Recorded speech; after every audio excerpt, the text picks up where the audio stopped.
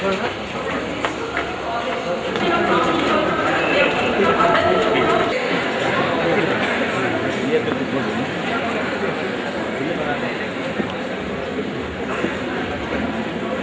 ಸಭಾಪತಿಗಳು ಹಾಗೂ ಅಧ್ಯಕ್ಷರು ಆಸನವನ್ನು ಅಲಂಕರಿಸಬೇಕಾಗಿ ವಿನಂತಿಸಿಕೊಳ್ತಾ, ಕರ್ನಾಟಕ ರಾಜ್ಯ ಮಹಿಳಾ ಆಯೋಗ, ಕಾಲೇಜು ಶಿಕ್ಷಣ ಇಲಾಖೆ ಹಾಗೂ ಮಹಿಳಾ ಮತ್ತು ಮಕ್ಕಳ ಅಭಿವೃದ್ಧಿ ಇಲಾಖೆ ಇವರ ಸಹಯೋಗದೊಂದಿಗೆ ಕುವೆಂಪು ರಂಗಮಂದಿರದಲ್ಲಿ ದಿನಾಂಕ 28 ಮತ್ತು 29ನೇ ಫೆಬ್ರವರಿ 2015 ಈ 2ನೇ ದಿವಸದ ಕಾರ್ಯಕ್ರಮವನ್ನು ಇವತ್ತು ವಿದ್ಯುಕ್ತವಾಗಿ ಕುಮಾರಿ ನಿವೇದಿತಾ, ಶಶಿಕಾ ಹಾಗೂ ಸಂಗಡಿಗರು, ಆಚಾರ್ಯ ತುಳಸಿ ವಾಣಿಜ್ಯ ಕಾಲೇಜು ಇವರ ಪ್ರಾರ್ಥನೆಯ ಮೂಲಕ ಪ್ರಾರಂಭಿಸೋಣ.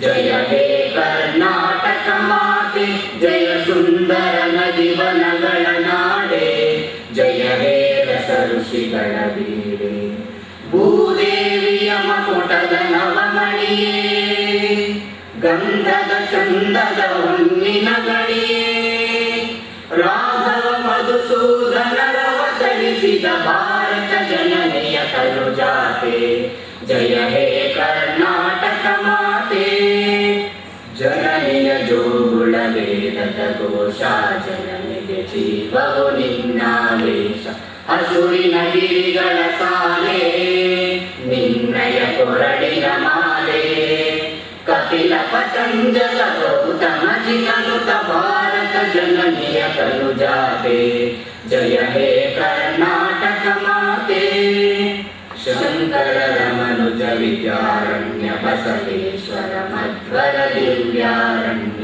ರನ್ನ ಷಡಕ್ಷರ ಪೊನ್ನ ಪಂಪಲ ಭೂಮಿಪತಿ ಜನ್ನ ಕುಮಾರ ವ್ಯಾಸರ ಮಂಗಳಧಾಮ ಕಲಿಗೋಗಿಲೆಗಳ ಪುಣ್ಯಾರಾಮ ನಾನಕ ರಾಮಾನಂದ ಕಬೀರರ ಭಾರತ ಜನನಿಯ ತನುಜಾತೆ, जय हे कर्नाटक माते, ತೈಲ ಪವೈಸಳರಾಡಿದ ನಾಡೆ, ಟಂಕಣ ಜಕಣರ ನೆಚ್ಚಿನ ಬೀಡೆ, ಕೃಷ್ಣ ಶರಾವತಿ ತುಂಗ ಕಾವೇರಿಯವರ ರಂಗ, ಚೈತನ್ಯ ಪರಮಹಂಸ ವಿವೇಕರ जय हे कर्नाटक माते सर्व जनांगದ ಶಾಂತಿಯ ತೋಟ ರಸಿಕರ ಕಂಗಳ ಸೆಳೆಯುವ ನೋಟ ಹಿಂದೂ ಕ್ರೈಸ್ತ ಮುಸಲ್ಮಾನ ಪಾರಸಿಕ ಜೈನ ಉದ್ಯಾನ ಜನಗಣ ಹೋಲುವ ದೊರೆಗಳ ಧಾಮ ಗಾಯಕ ವೈಣಿಕರ ರಾಮ ಕನ್ನಡ ನುಡಿ ಕುಣಿದಾಡುವ ಗೇಹ ಕನ್ನಡ ತಾಯಿಯ ಮಕ್ಕಳ ದೇಹ ಭಾರತ ಜನನಿಯ ತನು ಜಾತೆ ಜಯ ಹೇ ಕರ್ನಾಟಕ ಮಾತೆ ಜಯ ಹೇ ಕರ್ನಾಟಕ ಮಾತೆ ಜಯ ಹೇ ಕರ್ನಾಟಕ ಮಾತೆ. ಅವರಿಗೆ ಧನ್ಯವಾದಗಳು. ಈಗ ಇವತ್ತಿನ 2ನೇ ದಿವಸದ ಕಾರ್ಯಕ್ರಮಕ್ಕೆ ಆಗಮಿಸಿದ ಸರ್ವರಿಗೂ ಭಾಗದಲ್ಲಿರುವಂತಹ ಎಲ್ಲ ಗಣ್ಯ ವ್ಯಕ್ತಿಗಳೇ ಹಾಗೂ ನನ್ನ ನೆಚ್ಚಿನ ವಿದ್ಯಾರ್ಥಿನಿಯರೇ, ನಿಮಗೆಲ್ಲ ತಿಳಿದಿರುವ ಹಾಗೆ ಮಹಿಳಾ ಜಾಗೃತಿ ವಿಚಾರ ಸಂಕಿರಣದ ಮೊದಲನೇ ದಿನ ಅತ್ಯಂತ ಯಶಸ್ವಿಯಾಗಿ ಮುಗಿದಿದೆ. ಈ ದಿನ ನಾವು 2ನೇ ದಿನದ ಕಾರ್ಯಕ್ರಮಗಳ ಉದ್ಘಾಟನಾ ಸಮಾರಂಭದಲ್ಲಿ ಸೇರಿಕೊಂಡಿದ್ದೇವೆ. ಈ ಕಾರ್ಯಕ್ರಮದ ಅಧ್ಯಕ್ಷತೆಯನ್ನು ನಮ್ಮ ಕರ್ನಾಟಕ ರಾಜ್ಯದ ಮಹಿಳಾ ಆಯೋಗದ ಅಧ್ಯಕ್ಷರಾದಂಥ ಶ್ರೀ ಮಂಜುಳಾ ಅವರು ವಹಿಸಿಕೊಳ್ಬೇಕು ಅಂತೇಳಿ ನಾವು ಕೇಳಿಕೊಂಡಿವೆ. ಅವರು ಅತ್ಯಂತ ಸಂತೋಷದಿಂದ ಈ ಅಧ್ಯಕ್ಷತೆಯನ್ನು ವಹಿಸಿಕೊಂಡಿದ್ದಾರೆ. ಅವರಿಗೆ ನಿಮ್ಮೆಲ್ಲರ ಪರವಾಗಿ ಹೃತ್ಪೂರ್ವಕವಾದ ಸ್ವಾಗತವನ್ನು ಕೊಡ್ತಾರೆ.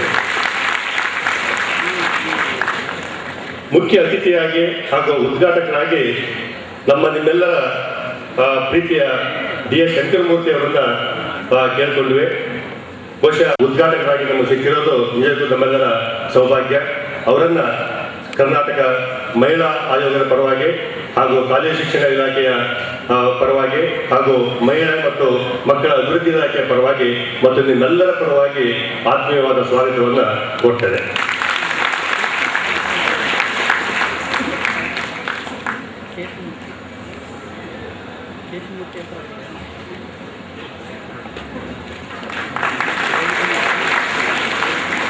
ಈ ಕಾರ್ಯಕ್ರಮದ ನಿರ್ದೇಶಕರಾದಂತಹ HR ನಟರಾಜ್ ಅವರು ಇಲ್ಲಿ ಬಂದಿದ್ದಾರೆ.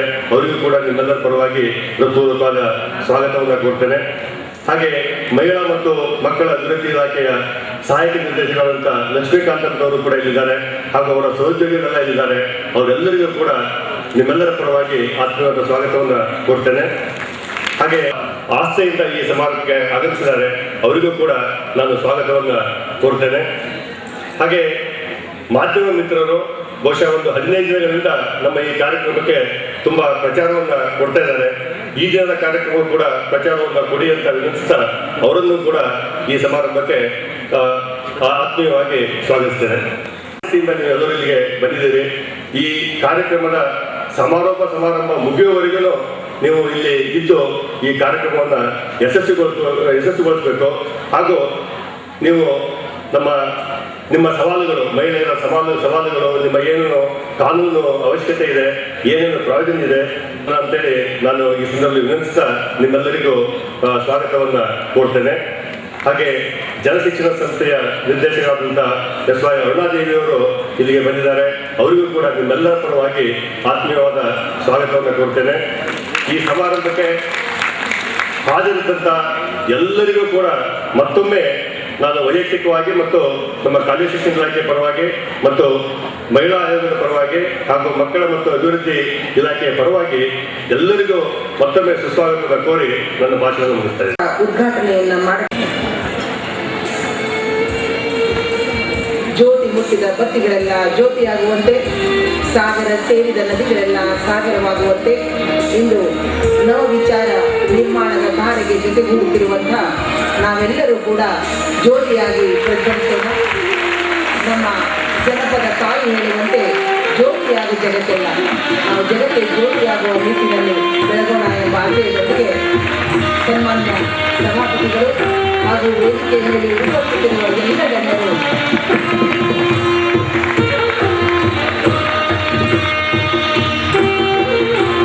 ಜ್ಯೋತಿಯನ್ನು ಬೆಳಗುವ ಮೂಲಕ ಇವತ್ತಿನ 2ನೇ ದಿವಸದ ಕಾರ್ಯಕ್ರಮವನ್ನು ವಿದ್ಯುಕ್ತವಾಗಿ ಉದ್ಘಾಟದ ವಿಧಾನ ಪರಿಷತ್ತಿನ ಸನ್ಮಾನ್ಯ ಸಭಾಧ್ಯಕ್ಷರು ನಮ್ಮೆಲ್ಲರಿಗೂ ಸದಾಕಾಲ ಮಾರ್ಗದರ್ಶನವನ್ನು ಮಾಡಿ ಬೆಳೆಸಿದಂತಹ ಸನ್ಮಾನ್ಯ ಡಿ ಎ ಶಂಕರಮೂರ್ತಿ ಸರ್ ಅವರೇ, ಎಲ್ಲ ಆತ್ಮೀಯ ಸಹೋದರ ಸಹೋದರಿಯರೇ, ಈ ಭಾಷಣ ಮಾಡೋದಕ್ಕಿಂತ ಮುಂಚೆ ನನಗೆ ಸಮಯ ಓಡ್ತಾ ಇದೆ ಅನ್ನುವಂಥ ಒಂದು ಆತಂಕದಲ್ಲೇ ಇದನ್ನು ಓಡಿಸ್ಬೇಕು ಅಂತ ಹೇಳಿ ನಾನು ಸ್ವಲ್ಪ ಸ್ಪೀಡಪ್ ಮಾಡೋದಕ್ಕೆ ಇಷ್ಟಪಡ್ತೀನಿ. ಯಾಕೆಂದರೆ ನಮ್ಮ ಇನ್ನೂ ಟೆಕ್ನಿಕಲ್ ಸೆಷನ್ 2 ಇರೋದ್ರಿಂದಾಗಿ ನಮ್ಮ ವಿದ್ಯಾರ್ಥಿ ಸಮೂಹ, ಯುವ ಸಮೂಹ ದಡಿಬಾರದು, ಚರ್ಚೆಗೆ ಹೆಚ್ಚು ಅವಕಾಶ ಸಿಗಬೇಕು ಅನ್ನುವಂಥ ಹಿನ್ನೆಲೆಯಲ್ಲಿ ನಾವು ಗುರ್ತು ಮಾಡಿರುವಂಥ ಸಮಸ್ಯೆ. ಮೈಸೂರಿಗೆ ಹೋದಾಗ 1 ವರ್ಷದಲ್ಲಿ 506 ಜನ ಯುವತಿಯರು ನಾಪತ್ತೆಯಾಗಿದ್ದಾರೆ ಒಂದೇ ವರ್ಷದಲ್ಲಿ ಅನ್ನುವಂಥ ಒಂದು ಅಂಕಿ ಸಂಖ್ಯೆನ ತೆಗೆದುಕೊಂಡು ಮೈಸೂರು ವಿಶ್ವವಿದ್ಯಾನಿಲಯಕ್ಕೆ ಇದರ ಒಂದು ಅಧ್ಯಯನಕ್ಕಾಗಿ ಸರ್ವೇನ ಮಾಡೋದಕ್ಕೆ ನಾವು ಒಂದು ಪ್ರಾಜೆಕ್ಟ್ ಅನ್ನ ಕೊಟ್ಟಿದ್ವಿ. ಮಧ್ಯಂತರ ವರದಿ ಕೂಡ ಇವತ್ತು ಪ್ರಕಟ ಆಗಿದೆ. ಇದನ್ನ 38% ವಿದ್ಯಾರ್ಥಿಗಳು, ಯುವಕರು ನಾಪತ್ತೆ ಆಗ್ತಾ ಇದ್ದಾರೆ, ಯುವತಿಯರು ಅನ್ನುವಂಥದ್ದು. ಅದೇ ಸಂಖ್ಯೆಯಲ್ಲಿ ಯುವಕರದ್ದು ನಾಪತ್ತೆ ಇದೆ. ಅಂದ್ರೆ ನಾವು ಮಹಿಳಾ ಆಯೋಗ ಆಗಿದ್ರಿಂದಾಗಿ ಮಹಿಳೆಯರ ವಿಷಯವನ್ನ ಇಟ್ಕೊಂಡು ನಾವು ಸರ್ವೆಯನ್ನ ಮಾಡಿದ್ವಿ. 30ಕ್ಕೆ ನಾವು ಏನನ್ನ ಹೇಳಕ್ ಕೊಟ್ಟಿದೀವಿ ಅಂತಂದ್ರೆ, ನಮಗೆ ಕಳೆದು ಹೋದಂಥವ್ರು ಅಷ್ಟು ಜನ ವಾಪಸ್ ಬರಲ್ಲ ಅಂದ್ರೆ ಬರ್ತಾರೆ. ಸುಮಾರು 100 ಜನ ಕಾಣೆಯಾದರೆ 80% ಅಷ್ಟು ಅವರು ಕೆಲವೇ ದಿನಗಳಲ್ಲಿ ಪತ್ತೆ ಆಗ್ತಾರೆ.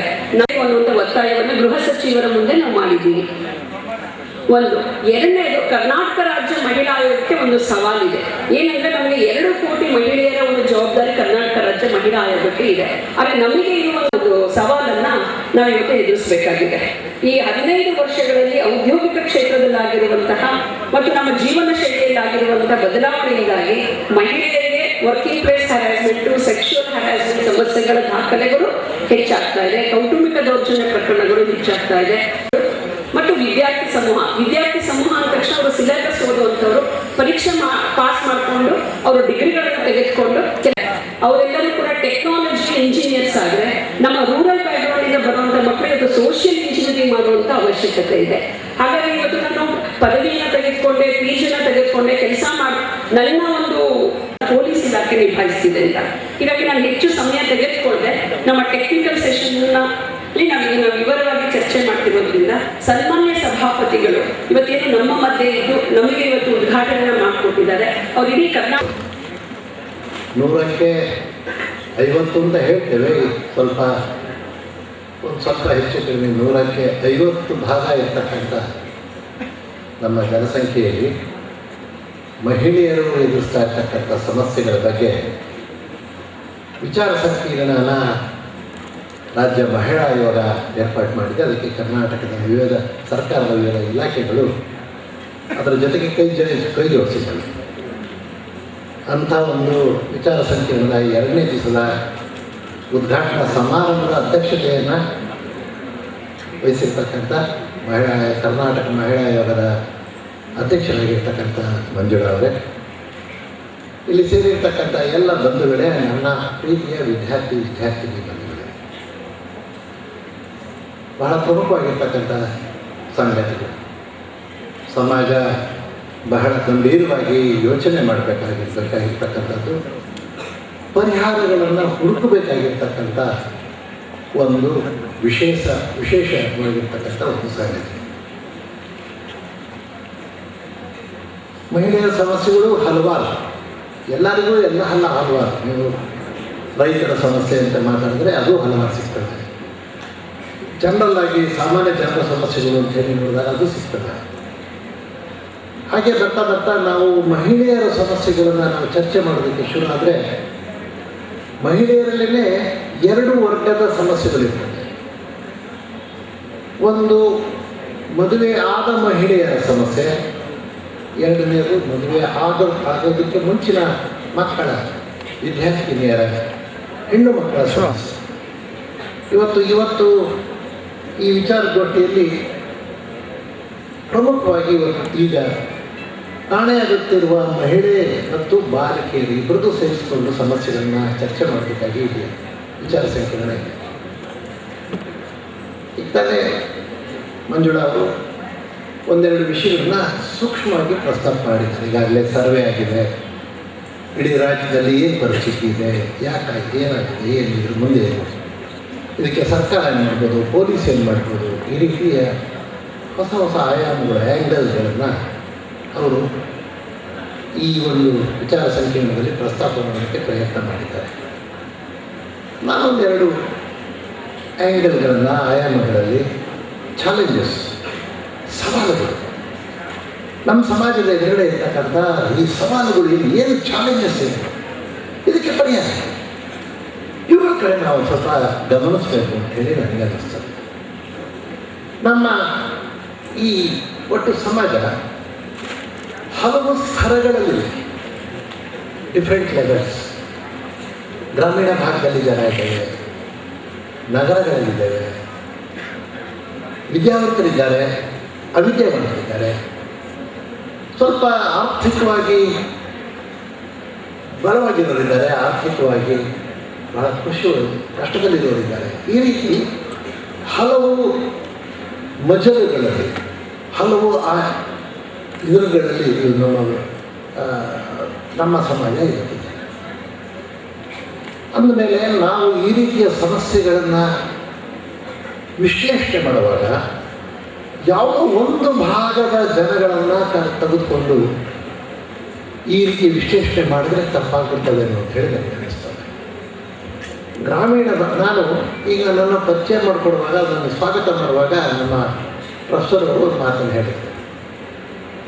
ಗ್ರಾಮೀಣ ಭಾಗಗಳಲ್ಲಿ, ತಾಲೂಕು ಮಟ್ಟಗಳಲ್ಲಿ ಫಸ್ಟ್ ಏಡ್ ಕಾಲೇಜಸ್ನ ಪ್ರಾರಂಭ ಮಾಡೋದಲ್ಲಿ ಶಂಕರಮೂರ್ತಿಯವರು ಬಹಳ ದೊಡ್ಡ ಪಾತ್ರ ವಹಿಸಿದ್ರು ಅಂತೇಳಿ ನನ್ನ ಬಗ್ಗೆ ಮಾತನಾಡಿದೆ.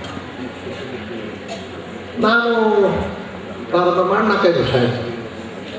ಹಲವು ಕಾಲೇಜುಗಳಿಗೆ ನಾನು ಭೇಟಿ ಕೊಟ್ಟಾಗ ಅಲ್ಲಿರ್ತಕ್ಕಂಥ ಪರ್ಟಿಕ್ಯುಲರ್ ಆಗಿ ಹೆಣ್ಣು ಮಕ್ಕಳನ್ನು, ಇಲ್ಲಿ ಕೂತಿರ್ತಕ್ಕಂಥ ಹೆಣ್ಣುಮಕ್ಕಳನ್ನು ನಾನು ಈ ಪ್ರಶ್ನೆ ಕೇಳಬೇಕು ಅನ್ನಿಸ್ತದೆ ನನಗೆ.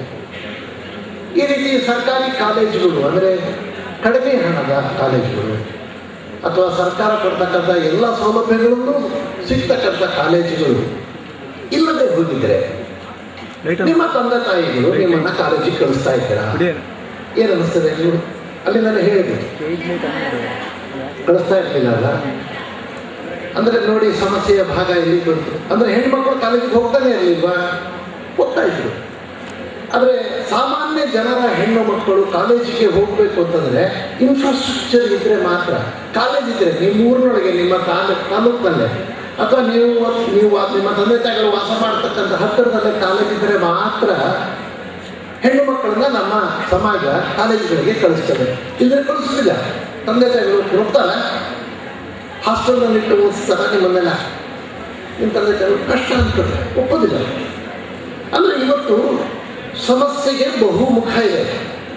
ವಿವಿಧ ಹಂತಗಳಲ್ಲಿ, ವಿವಿಧ ರಂಗಗಳಲ್ಲಿ ಅದನ್ನು, ಈ ಸಮಸ್ಯೆನ ನಾವು ಅವಲೋಕನೆ ಮಾಡಬೇಕಾಗ್ತದೆ. ಇದೊಂದು ಬರೀ ಕಾಲೇಜಿಗೆ ಹೋಗೋಕ್ಕೆ ಹೀಗಿರುವಾಗ ಅವರೇ ಹೇಳಿದ್ರು, ಈಗ ಕಾಣೆ ಆಗ್ತಾ ಇರ್ತವೆ ಹೆಣ್ಮಕ್ಕಳಿಗೆ ಕಾರಣಗಳು 2-3 ಪ್ರಸ್ತಾಪ ಮಾಡಿದ್ರು ಅಧ್ಯಕ್ಷರಲ್ಲಿ. ಆ ವರದಿಯಲ್ಲಿ ಕಂಡು ಬಂದಿರತಕ್ಕಂಥದ್ದು. ಇದ್ರ ಜೊತೆಗೆ 1-2 ಸಂಗತಿಗಳು, ಅಂದರೆ ಬೇರೆ ಬೇರೆ ಹಂತಗಳಲ್ಲೇ ಅದನ್ನು ನೋಡಿ ಹಾಗೆ ಪರಿಹಾರ ಮಾಡಬೇಕಾಗ್ತದೆ. ಗ್ರಾಮೀಣ ಭಾಗದಲ್ಲಿರ್ತಕ್ಕಂಥ ಹೆಣ್ಣು ಮಕ್ಕಳ, ಮಹಿಳೆಯರ ಸಮಸ್ಯೆ ಒಂದು ಸ್ವಲ್ಪ ಡಿಫ್ರೆಂಟ್, ಕಾಮನ್ ಇರ್ತದೆ, ಇರಲ್ಲ ಅಂತ ಹೇಳ್ತಿದ್ದಾರೆ. ಆದರೆ ಸಾಮಾಜಿಕ ಸಮಸ್ಯೆಗಳಲ್ಲಿ ಅಲ್ಲಿರ್ತಕ್ಕಂಥ ಸಾಮಾಜಿಕ ವ್ಯವಸ್ಥೆ, ಪರಿಸರ, ಇವುಗಳು ತಮ್ಮ ತಮ್ಮ ಪಾತ್ರವನ್ನು ವಹಿಸ್ತವೆ ಅಂತಕ್ಕಂಥದ್ರ ಕಡೆ ಗಮನಿಸಬೇಕು. ಆದರೆ ಪ್ರತಿಯೊಂದಕ್ಕೂ ಆಯಾ ಸಮಾಜದ ನಂಬಿಕೆಗಳು, ಆಯಾ ಸಮಾಜದ ವ್ಯವಸ್ಥೆಗಳು, ಆರ್ಥಿಕವಾಗಿ ಇರ್ತಕ್ಕಂಥ ಪರಿಸ್ಥಿತಿಗಳು, ಇವುಗಳನ್ನು ಪರಿಗಣನೆ ತೆಗೆದುಕೊಂಡು ಅದಕ್ಕೆ ಪರಿಹಾರ ಹುಡುಕುವ ದಿಕ್ಕಿನೊಳಗೆ ನಾವು ಮುಂದಕ್ಕೆ ಹೋಗಬೇಕಾಗಿದೆ. ನಾನು ಈಗ ತಾನೇ ಹೇಳ್ತಾ ಇದ್ದೆ ಮಂಜುಳಾ ಅವರಿಗೆ, ಇಲ್ಲಿ ಪ್ರಾರ್ಥನೆಯನ್ನು ಮಾಡಬೇಕಾ ಹೆಣ್ಮಕ್ಳು ತುಂಬ ಶಿಷ್ಟಾಯವಾಗಿ ಪ್ರಾರ್ಥನೆ ಮಾಡ್ತಾ ಇದ್ದಾಗ ಮಂಜುಳಾಗಿ ಹೇಳ್ತಾ ಇದ್ದೆ, ನೋಡಮ್ಮ ಎಷ್ಟು ಚೆನ್ನಾಗಿ ಹಾಡ್ತಾ ಇದ್ದಾರೆ ಮಕ್ಕಳು. ನೀನು ಕಾಲೇಜಿಗೆ ಹೋಗ್ತಾ ಇದ್ದಾಗ, 4 ಕಾಲ ಭಾಳ ಹಾಡಿದ್ರು. ಮಂಜುಳಾಗಿ ಹೇಳ್ತಾರೆ, ನೀನು ಕಾಲೇಜಿಗೆ ಹೋಗ್ತಾ ಇದ್ದಾಗ ಯಾವಾಗ ಸಮಾರಂಭಕ್ಕೆ ಹೆಣ್ಮಕ್ಳು ಬಂದು ಒಂದು ಪ್ರಾರ್ಥನೆ ಹಾಡಿದರೆ ಇಷ್ಟು ಚೆನ್ನಾಗಿ ಹಾಡಿದ್ದು ಕೇಳಿದ್ಯಾ ನೀವು? ಇಲ್ಲ ಸರ್. ಈಗಿನ ಹೆಣ್ಮಕ್ಳು ಹಾಡ್ತವೆ, ಹಾಡೋದನ್ನು ಕಲಿತಾರೆ, ಅವಕಾಶಗಳು ಸಿಕ್ಕಿದ್ದಾವೆ. ಪ್ರತಿಯೊಂದು ಸಂಗತಿಗೂ ಈ ರೀತಿಯ ಒಂದು ದೃಷ್ಟಿಕೋನ ನಾವು ಬೆಳೆಸ್ಕೊಳ್ಬೇಕಾಗ್ತದೆ. ಜೊತೆಗೆ ನಾನು ಇವತ್ತಿ ಎಲ್ಲ ಸಂದರ್ಭಗಳಲ್ಲೂ ಸಾಮಾಜಿಕ ಸಮಸ್ಯೆಗಳು ಬಂದಾಗ ನಮ್ಮ ಸಮಾಜದ ನಂಬಿಕೆಗಳನ್ನು ನಾವು ಸ್ವಲ್ಪ ಯೋಚನೆ ಮಾಡ್ತೇವೆ, ಅದರ ಕಡೆ ನಾವು ನೋಡ್ತೇವೆ. ನಂಬಿಕೆಗಳು ಸರಿನೋ ತಪ್ಪು ತಪ್ಪಾಗಿದ್ರೆ ಅದ್ರ ವಿರುದ್ಧ ಹೇಗೆ ಹೋರಾಟ ಮಾಡಬೇಕು, ಅದನ್ನು ಹೇಗೆ ಬದಲಾವಣೆ ಮಾಡಬೇಕು, ಅದೆಲ್ಲ ಬೇರೆ. ಈ ವ್ಯಕ್ತಿಗೆ ಸಂಬಂಧ ಇದೆ. ನಂಬಿಕೆಗಳ ಆಧಾರದ ಮೇಲೆ ನಾವು ಮುಂದಕ್ಕೆ ಹೋಗ್ಬೇಕು. ಇಲ್ಲದೆ ಹೋದರೆ ಇವತ್ತು ಬಹಳ ಅಫ್ಲುಯೆಂಟ್ ಸೊಸೈಟಿ ಅಂತ ಹೇಳಿ ನಾವು ಹೇಳ್ತೇವೆ, ಅಥವಾ ಸ್ವಲ್ಪ ಮೇಲ್ಮಟ್ಟದ ಶ್ರೀಮಂತರ ಮನೆಯಲ್ಲಿ ಇರ್ತಕ್ಕಂಥ ಹೆಣ್ಣು ಮಕ್ಕಳ ಸಮಸ್ಯೆಗಳೇ ಬೇರೆ. ಅವರು ಹೇಳಿದ್ರು ಲಿವಿಂಗ್ ಟುಗೆದರ್ ಅನ್ನೋ ಪದ ಉಪಯೋಗಿಸ. ಆ ಲಿವಿಂಗ್ ಟುಗೆದರ್ ಪದ ನಮ್ಮ ಗ್ರಾಮೀಣ ಭಾಗದ ಮಕ್ಕಳಿಗೆ ಅನುಭವಿಸಲಿಲ್ಲ. ಅವರಿಗೆ ಆ ಪ್ರಶ್ನೆನೇ ಅರ್ಥ ಆಗೋದಿಲ್ಲ, ಗೊತ್ತಾಗೋದಿಲ್ಲ, ಒಪ್ಪೋದು ಇಲ್ಲ, ಅವರು ಸಾಧ್ಯ ಇಲ್ಲ. ಆದರೆ ಅದು ಅವರಿಗೆ.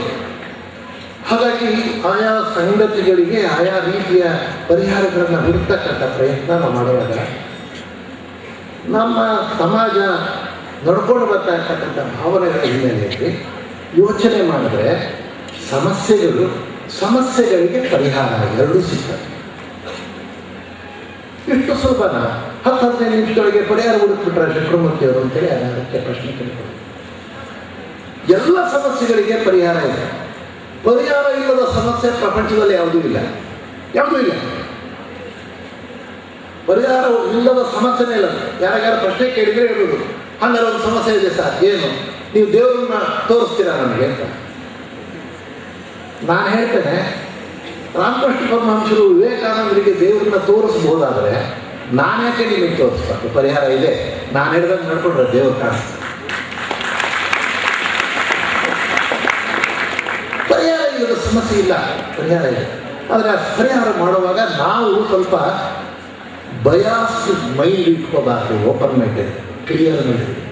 ಯಾವ್ದ್ರ ಮೇಲೆ ತಿರಸ್ಕಾರ, ಯಾರು ಹಳೆ ನನ್ನ ಕೊಟ್ಟು ಸಂಪ್ರದಾಯ ಅಂತ ಹೇಳಿ ನಾವು ಹೇಳ್ತಾ ಇದ್ದೀವಿ. ನಾವುಗಳೆಲ್ಲ ಹೊರಡಿದ್ದಾಗ ನಮಗೆ ಹೇಳ್ತಾ ಇದ್ದವರು ಬಹಳ ಜನ ಹೀಗೆ ಹೇಳೋದು, ಅದೆಲ್ಲ ಹಳೆ ಕೊಟ್ಟು ಸಂಪ್ರದಾಯ ನಂಬಬೇಕು. ಆದರೆ ಇವತ್ತು ಬಹಳಷ್ಟು ಸಂಗತಿಗಳು ನಾನೊಂದು ಸಣ್ಣ ಒಂದೆರಡು ಉದಾಹರಣೆಗೆ ಔಟ್ ಆಫ್ ಕಂಟೆಕ್ಟ್ ಅಂತ ಅನ್ನಿಸ್ತು. ಅದು ಉದಾಹರಣೆ ಕೊಡ್ತಾರೆ. ಮಾಧವನ್ ನಾಯನ್ ಹೆಸರನ್ನ ನಿಮ್ಮಲ್ಲಿ ಬಹಳ ಜನ ಕೇಳಿದಿರಲ್ಲ ಮಕ್ಕಳೇ. ಇಸ್ರೋ ಅಧ್ಯಕ್ಷರಾಗಿದ್ದರು, ಸ್ಯಾಟಲೈಟ್ಗಳನ್ನು ಹಾರಿಸ್ತಾರಲ್ಲ, ಅದರ ಹಿಂದಿನ ಅಧ್ಯಕ್ಷರು ನಮ್ಮ ಭಾರತದ ಬಹಳ ದೊಡ್ಡ ವಿಜ್ಞಾನಿ. ಅವರು ಮೊನ್ನೆ ಶಿವಮೊಗ್ಗಕ್ಕೆ ಬಂದಿದ್ರು, ಸ್ವಲ್ಪ ಸಿಕ್ಕಾರೆ. ಇವತ್ತು ಕಾನ್ಫರೆನ್ಸ್ ಉದ್ಘಾಟನೆ ಮಾಡೋಕೆ ಅವ್ರು ಮಾತನಾಡ್ತಾ ಇದ್ರು.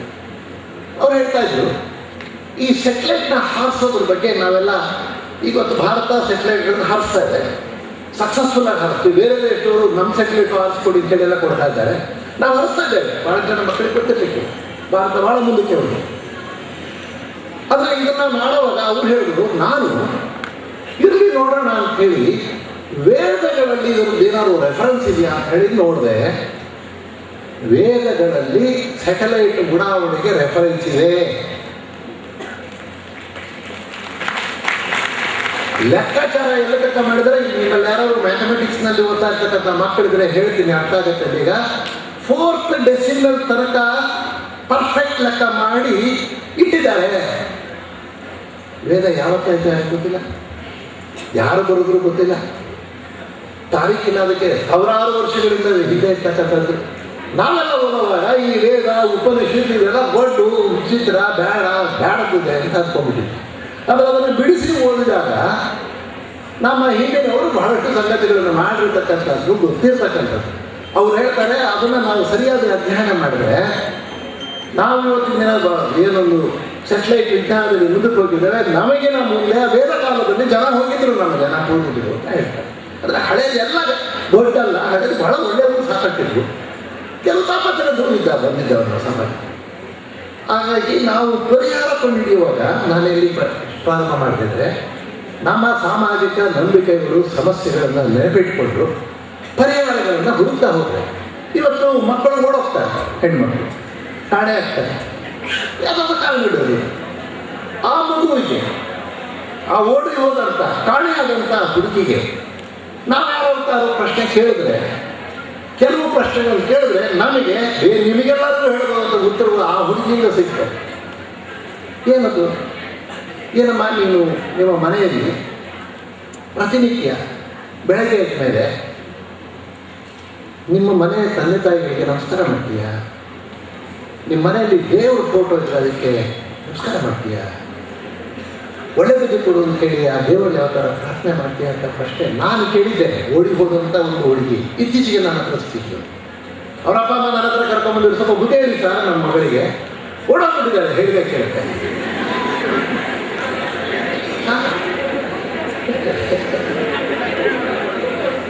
ಈಗ ಹುಡುಗರು ಓಡಾಡ್ತಾರಂತೆ, ಹುಡುಗಿ ಬರೇ ಹುಡುಗಿ.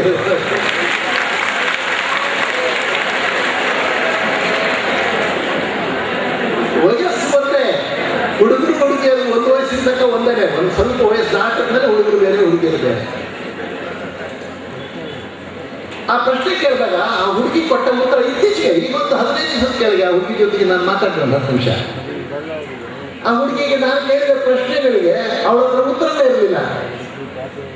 ಅವಳಿಗೆ ಏನ್ ಮಾತು ಹೊಡೆದು ಅನ್ನಿಸ್ತು. ಆದರೆ ನನಗೆ ಅನ್ನಿಸ್ತದೆ ಮಕ್ಕಳನ್ನ ಅದನ್ನು ನಾವು ನಮ್ಮ ವಿದ್ಯಾರ್ಥಿ ಸಮೂಹಕ್ಕೆ ಪರಿಹಾರ ಹುಡುಕುವಾಗ ಕೆಲವೊಂದು ನಂಬಿಕೆಗಳನ್ನು ಭದ್ರ ಮಾಡಬೇಕಾಗ್ತದೆ, ಗಟ್ಟಿ ಮಾಡಬೇಕಾಗ್ತದೆ. ನಾವು ಈ ಸಮಾಜದೊಳಗೆ ನಾನು ಬದುಕಬೇಕು, ಬಾಳಬೇಕು ಅಂತ ಹೇಳಿ 12, 13, 14, 15 ವರ್ಷದ ಹೆಣ್ಣು ಮಕ್ಕಳಿಗೆ, ಗಂಡು ಹುಡುಗರಿಗೆ ಹೇಳಿಕೊಟ್ರೆ ಅವು ಭದ್ರವಾಗಿ ನಿಂತ್ಕೋತವೆ. ಇಲ್ಲ ನಾನು ಸ್ವತಂತ್ರ, ನನಗೆ ಅವರು ಹಂಗಿರಬಾರ್ದು. ಯಾಕಿರಬಾರ್ದು? ಈ ಸಮಾಜದಲ್ಲಿ ಎಲ್ರಿಗೂ ಹಂಗಿರೋದೆ. ನಾನು ಖುಷಿ ಬಂದಂಗೆ ಹೋಗ್ತೀನಿ ಅಂತೇಳಿ ಹೋಗಿ ನೀವು ಸ್ಕೂಟ್ರ್ ಇಟ್ಕೊಟ್ರು ರೈಟ್ ಸೈಡ್ನ ಟ್ರಾಫಿಕ್ ಹೋಗಿ ಏನಾಗುತ್ತೆ ನೋಡಿ. ನಮ್ಗೆ ಯಾಕೆ ಬಂಧನ ಅಂದರೆ ಲೆಫ್ಟ್, ಕೀಪ್ ಟು ಲೆಫ್ಟ್ ಹೋಗ್ಲೇಬೇಕು. ಹಂಗೆ ರೆಡ್ ಲೈಟ್ ಸಿಗ್ನಲ್ ಬಂದಾಗ ನಿಲ್ಲೇಬೇಕು. ನಾವು ಖುಷಿನ ಹೋಗ್ತೀವಿ, ಹಾಗಾಗೋದಿಲ್ಲ. ಸಾಮಾಜಿಕ ಭದ್ರತೆ ವಿಷಯ ಬಂದಾಗ ಸಮಾಜದೊಳಗೆ ಕೆಲವು ಕಟ್ಟುನಿಟ್ಟುಗಳು ಬೇಕೇ ಬೇಕು, ಕೆಲವು ನಂಬಿಕೆಗಳು ಬೇಕೇ ಬೇಕು, ಕೆಲವು ಆದರ್ಶಗಳು ಬೇಕೇ ಬೇಕು.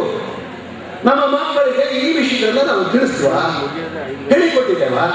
ಇದು ಪ್ರಶ್ನೆ ಇವತ್ತು ಇಲ್ಲಿ ಬಂದಿರ್ತಕ್ಕಂಥದ್ದು.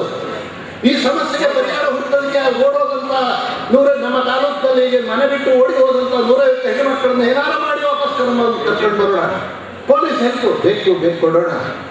ಆದರೆ ಅದರಿಂದ ಸಮಸ್ಯೆ ಪರಿಹಾರ ಆಗುವುದಿಲ್ಲ. ಸಮಸ್ಯೆ ಎಲ್ಲಾದ್ರೂ ಪರಿಹಾರ ಆಗಬೇಕು ಅಂದರೆ ನಾವು ಸಮಸ್ಯೆಯ ಮೂಲಕ್ಕೆ ಹೋಗ್ಬೇಕಾಗ್ತದೆ. ಇದನ್ನ ಇವತ್ತು ವಿಚಾರ ಸಂಕಿರಣದಲ್ಲಿ ಕೆಲವು ನೀವು ಇದನ್ನು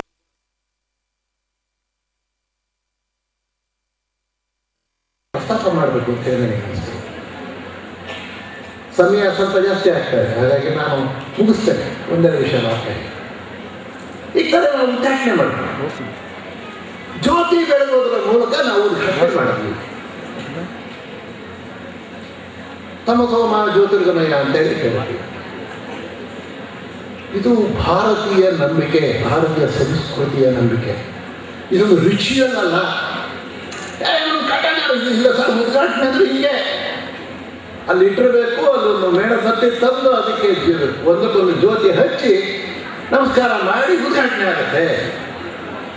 ಅಲ್ಲ ಮಕ್ಕಳೇ, ಅಲ್ಲ. ಭಾರತದಲ್ಲಿ ನಮ್ಮ ಹಿರಿಯರು ನಮ್ಮ ಜೀವನಕ್ಕೆ ಒಂದು ದಾರಿ ತೋರಿಸ್ತಕ್ಕಂಥ ಪ್ರತಿಯೊಂದು ರಂಗದಲ್ಲಿ ಮಾಡಿ ತೋರಿಸಿಟ್ಟಿದ್ದಾರೆ. ಜ್ಯೋತಿ ಅಂತಂದ್ರೆ ಅದು ಕತ್ತಲನ್ನು ಓಡಿಸತಕ್ಕಂಥದ್ದು ಬೆಳಕು, ಅಜ್ಞಾನವನ್ನು ಓಡಿಸ್ತಕ್ಕಂಥದ್ದು, ಜ್ಞಾನವನ್ನು ತರ್ತಕ್ಕಂಥದ್ದು ಬೆಳಕು, ಕೆಟ್ಟದ್ದನ್ನು ಓಡಿಸಿ ಒಳ್ಳೆಯದನ್ನು ತರಬೇಕಾಗಿರ್ತಕ್ಕಂಥದ್ದು ಬೆಳಕು, ಜ್ಯೋತಿ. ಇದು ಜ್ಯೋತಿಯ ಸಂಕೇತ. ಈ ಸಮ್ಮೇಳನ ಉದ್ಘಾಟನೆ ನಾವು ಮಾಡೋದಕ್ಕೆ ಜ್ಯೋತಿ ಬೆಳಗ್ತವೆ ಅಂತಂದ್ರೆ ಈ ಸಮ್ಮೇಳನದ ವಿಷಯದಲ್ಲಿ ಇರ್ತಕ್ಕಂಥ ಎಲ್ಲ ಕತ್ತಲಗಳನ್ನು ಓಡಿಸಿ ದೂರದಲ್ಲಿ ಬೆಳಕನ್ನು ತರುವ ಕೆಲಸವನ್ನು ನಾವೆಲ್ಲರೂ ಸೇರಿ ಮಾಡೋಣ ಅಂತಕ್ಕಂಥ ಜ್ಯೋತಿ ನೋಡಿ. ನಮ್ಮ ಮಕ್ಕಳಿಗೆ ಇದನ್ನು ಹೇಳ್ಕೊಟ್ವ? ಬಹಳ ಜನ ಮಕ್ಕಳಿಗೆ, ಎಲ್ಲರ ಮನೇಲಿ ಇರ್ಲಿಕ್ಕಿಲ್ಲ, ಬಹಳ ಜನ ಮಕ್ಕಳಿಗೆ ಈಚೆಗಂತೂ ಫ್ಯಾಷನ್ ಹುಟ್ಟುಹಬ್ಬ. ನಾವಂತೂ ರಾಜಕಾರಣಿಗಳು ಹುಟ್ಟುಹಬ್ಬ ಸಿಕ್ಕಾಪಟ್ಟೆ ಮಾಡ್ಕೊತೀವಿ. ಹುಟ್ಟುಹಬ್ಬ ಮಾಡೋದಕ್ಕೆ ನಮಗೆ ಅವರು ಪಾಶ್ಚಿಮಾತ್ಯರೇ ಆದರ್ಶ. ಯಾಕೆಂದರೆ ನಮ್ಮನ್ನು ಆಳಿದ್ರು 100 ವರ್ಷ ಅವರು. ಆ ಪಾಶ್ಚಿಮಾತ್ಯರಿಗೆ ಇವೆಲ್ಲ ಜೀವನ ಮೌಲ್ಯ ಗೊತ್ತಿಲ್ಲ, ಪದ್ಧತಿ ಗೊತ್ತಿಲ್ಲ, ನಂಬಿಕೆ ಗೊತ್ತಿಲ್ಲ, ಎಂಥದ್ದು ಗೊತ್ತಿಲ್ಲ. ವಿಚಿತ್ರ ಪದ್ಧತಿಯೊಳಗೆ ಅವರು ಬೆಳೆದಿದ್ದಾರೆ. ಹಾಗೆ ಬೆಳೆದಿದ್ದಾರೆ. ನನಗೆ ನಿಮಗೊಂದು ಸಣ್ಣ ಉದಾಹರಣೆ ಕೊಡ್ತೀನಿ. ಇವತ್ತು ನಡೀತಾ ಇದೆ, ಪೇಪರ್ ತೆಗೆದು ನೋಡಿ, ಇವತ್ತು ಬೆಳಗ್ಗೆ ಬೇಕಾದ್ರೆ ಏನು ಬೆಳೀತದೆ, ಏನಾಗ್ತದೆ?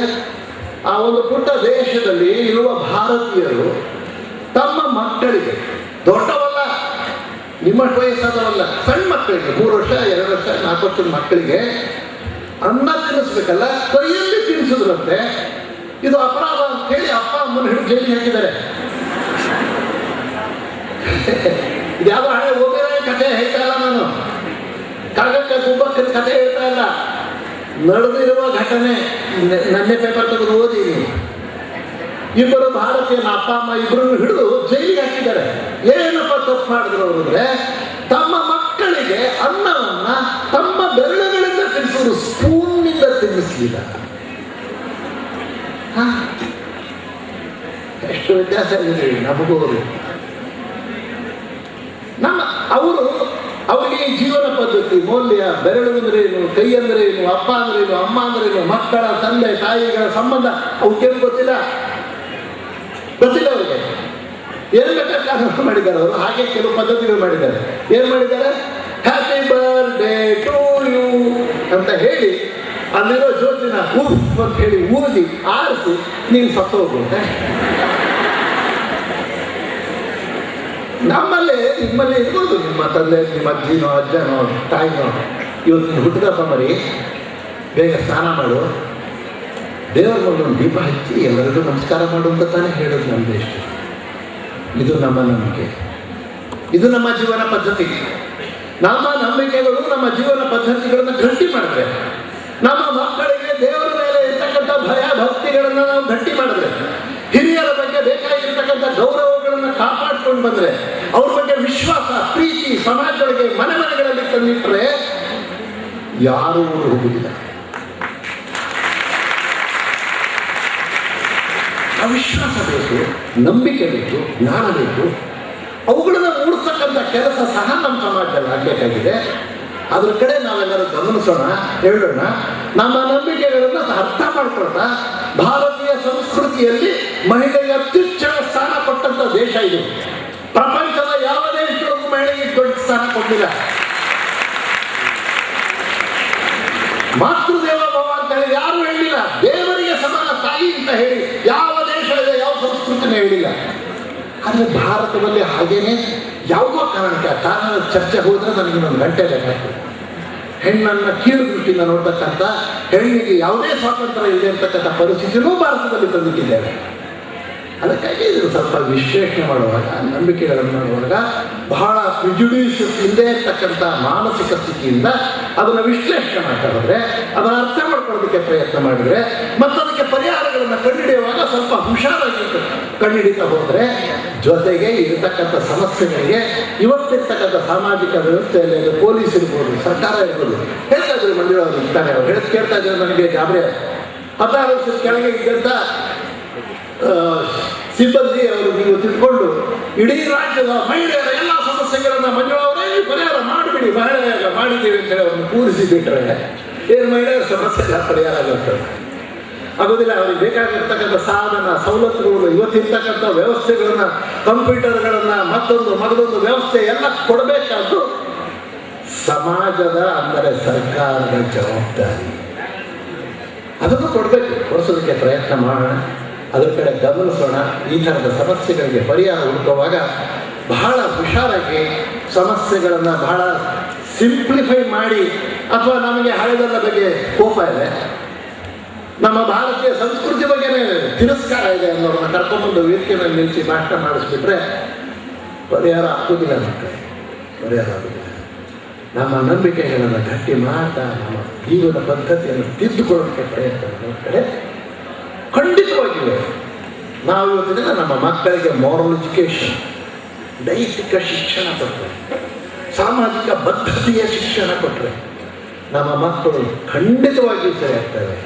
ಜೊತೆಗೆ ನಮ್ಮ ಹಿರಿಯರ ಬಗ್ಗೆ, ನಮ್ಮ ಭಾರತದ ಸಂಸ್ಕೃತಿಯ ಬಗ್ಗೆ ತಿಳುವಳಿಕೆಗಳನ್ನು ಹೇಳ್ಕೊಡಿ. ಇಸ್ರೋದವರು ಹೇಳಲು ಅಧ್ಯಕ್ಷರು ಬಂದು ನಮಗೆ ಹೇಳಬೇಕಾದ್ರು, ವೇದದಲ್ಲಿರುವ ಸ್ಯಾಟಲೈಟ್ ಹಾರಿಸೋದಿದೆ, ಹಾಗಾದ್ರೆ ಏನೇನು ಜೀವ ಇದರಲ್ಲಿ ಇದನ್ನು ತಿಳ್ಕೊಳ್ಳೋ ಪ್ರಯತ್ನ ನಾವು ಮಾಡಿದ್ರೆ, ನಾವು ಇನ್ನೂ ಇಂಥ ಪರಂಪರೆಯನ್ನು ಹೊಂದಿರುವ ನಾವು ಸಣ್ಣ ಕೆಲಸ ಮಾಡಬಾರ್ದು, ತಪ್ಪು ಕೆಲಸ ಮಾಡಬಾರ್ದು ಅನ್ನೋ ಭಾವನೆ ನಮ್ಮ ತರುಣಿಯರಲ್ಲಿ ಬರೋ ಹಾಗೆ ಆಗಬೇಕು. ಈ ದೃಷ್ಟಿಕೋನದಲ್ಲೂ ಯೋಜನೆ ಮಾಡಿ ಅಂತ ಹೇಳ್ತಾ ಬಹಳ ಒಳ್ಳೆಯ ವಿಚಾರ ಸಂಕಿರಣ ವ್ಯವಸ್ಥೆ ಮಾಡಿದ್ದಾರೆ. ಈ ವಿಚಾರ ಸಂಕಿರಣದಲ್ಲಿ ನಾವುಗಳು ಎಷ್ಟೇ ದೊಡ್ಡವರು ಹಿರಿಯರು ಅಂತ ಹೇಳಿ ಕರ್ಸ್ಕೊಂಡವ್ರು ನಾವು ಹೇಳಿದ್ವಿ, ನಿಮ್ಮ ಮನಸ್ಸಿನೊಳಗೆ ಏನಿದೆ, ನೀವು ಎದುರಿಸ್ತಾ ಇರೋ ಸವಾಲುಗಳೇನು, ನೀವು ಎದುರಿಸ್ತಾ ಇರ್ತಕ್ಕಂಥ ಸಮಸ್ಯೆಗಳಿವೆ. ಒಂದು ಹುಡುಗಿ 16-17 ವರ್ಷ 18 ವರ್ಷದ ಹುಡುಗಿ ಬಂದು ವೇದಿಕೆ ಮೇಲೆ ಇದ್ದು ನಿಂತು ನಮ್ಮ ಮನೆಯಲ್ಲಿ ಅಥವಾ ನನ್ನ ರಸ್ತೆಯಲ್ಲಿ ಅಥವಾ ನನ್ನ ಗ್ರಾಮದಲ್ಲಿ ಇಂಥ ವಿಚಿತ್ರ ಸಮಸ್ಯೆ ಇದೆ ಅಂತ ಹೇಳಿದಾಗ ಮಾತ್ರ ನಮಗೆ ಗೊತ್ತಾಗ್ತದೆ, ಗೊತ್ತಾಗೋದಿಲ್ಲ. ಈ ರೀತಿ ಎಲ್ಲ ಸಮಸ್ಯೆಗಳಿಗೆ ಪ್ರಾಕ್ಟಿಕಲ್ ಪ್ರಾಬ್ಲಮ್ಸ್ಗಳನ್ನು ನೀವು ಮನಸ್ಸಲ್ಲಿಟ್ಕೊಂಡು ವಿಶಾಲ ದೃಷ್ಟಿಕೋನಗಳಿಗೆ ಪರಿಹಾರ ಹುಡುಕ್ತಕ್ಕಂಥ ಕೆಲಸ ನಾವೆಲ್ಲರೂ ಸೇರಿ ಮಾಡೋಣ. ಇವತ್ತಿನ ವಿಚಾರ ಸಂಕಿರಣದ ವಿಷಯ ಬಹಳ ಮಹತ್ತರವಾಗಿರ್ತಕ್ಕಂಥದ್ದು. ಇದು ಯಶಸ್ವಿಯಾಗಲಿ, ಚೆನ್ನಾಗಾಗಲಿ ಅಂತೇಳಿ ಶುಭ ಹಾರೈಕೆಯೊಂದಿಗೆ ನನ್ನನ್ನು ಕರೆದು ಈ ವಿಷಯಗಳಲ್ಲಿ ವಿಷಯಗಳನ್ನು ಮಾತಾಡೋದಕ್ಕೆ ಅವಕಾಶ ಮಾಡಿಕೊಟ್ಟಂಥವ್ರಿಗೆ ಮತ್ತು ತಮಗೆಲ್ಲರಿಗೂ ಧನ್ಯವಾದ ಅರ್ಪಿಸಿ ನಾನು ಮಾತಾಡ್ತೀನಿ. ವಾಸ್ತವ ಜಗತ್ತಿನೊಳಗೆ ನಮ್ಮ ಕಣ್ಮನ ಹೊರಳುವ ಈಗ ಕಾಲ ಮೀರಿ ಹೋಗ್ತಾ ಇದೆ. ಒಂದೇ ಮಾತಿನಲ್ಲಿ ತಮ್ಮ ವಂದನಾರ್ಪಣೆಯನ್ನ ಸಲ್ಲಿಸಲಿದ್ದಾರೆ ಮಹಿಳಾ ಮತ್ತು ಮಕ್ಕಳ ಅಭಿವೃದ್ಧಿ ಇಲಾಖೆಯ ಸಹಾಯಕ ನಿರ್ದೇಶಕರಾದಂಥ ಶ್ರೀ ಬಸವರಾಜಪ್ಪನವರು. ಈ ಒಂದು ವಿಚಾರ ಸಂಕಿರಣದ 2ನೇ ದಿನ ಅಧಿವೇಶನವನ್ನು ಉದ್ಘಾಟನೆ ಮಾಡಿ ನಮ್ಮೆಲ್ಲರಿಗೂ ಮಾರ್ಗದರ್ಶನವನ್ನು ಮಾಡಿದಂತಹ ವಿಧಾನ ಪರಿಷತ್ತಿನ ಸಭಾಪತಿಗಳಾದಂತಹ ಸನ್ಮಾನ್ಯ ಶ್ರೀ ಡಿ.ಎಚ್. ಶಂಕರಮೂರ್ತಿಜಿಯವರಿಗೆ ಎಲ್ಲ ಇಲಾಖೆ ಮತ್ತು ಮಹಿಳಾ ಆಯೋಗದ ಪರವಾಗಿ ಮತ್ತು ತಮ್ಮೆಲ್ಲರ ಪರವಾಗಿ ಹೃತ್ಪೂರ್ವಕವಾದಂತಹ ಧನ್ಯವಾದಗಳನ್ನು ಅರ್ಪಿಸ್ತಾ ಇದ್ದೇನೆ.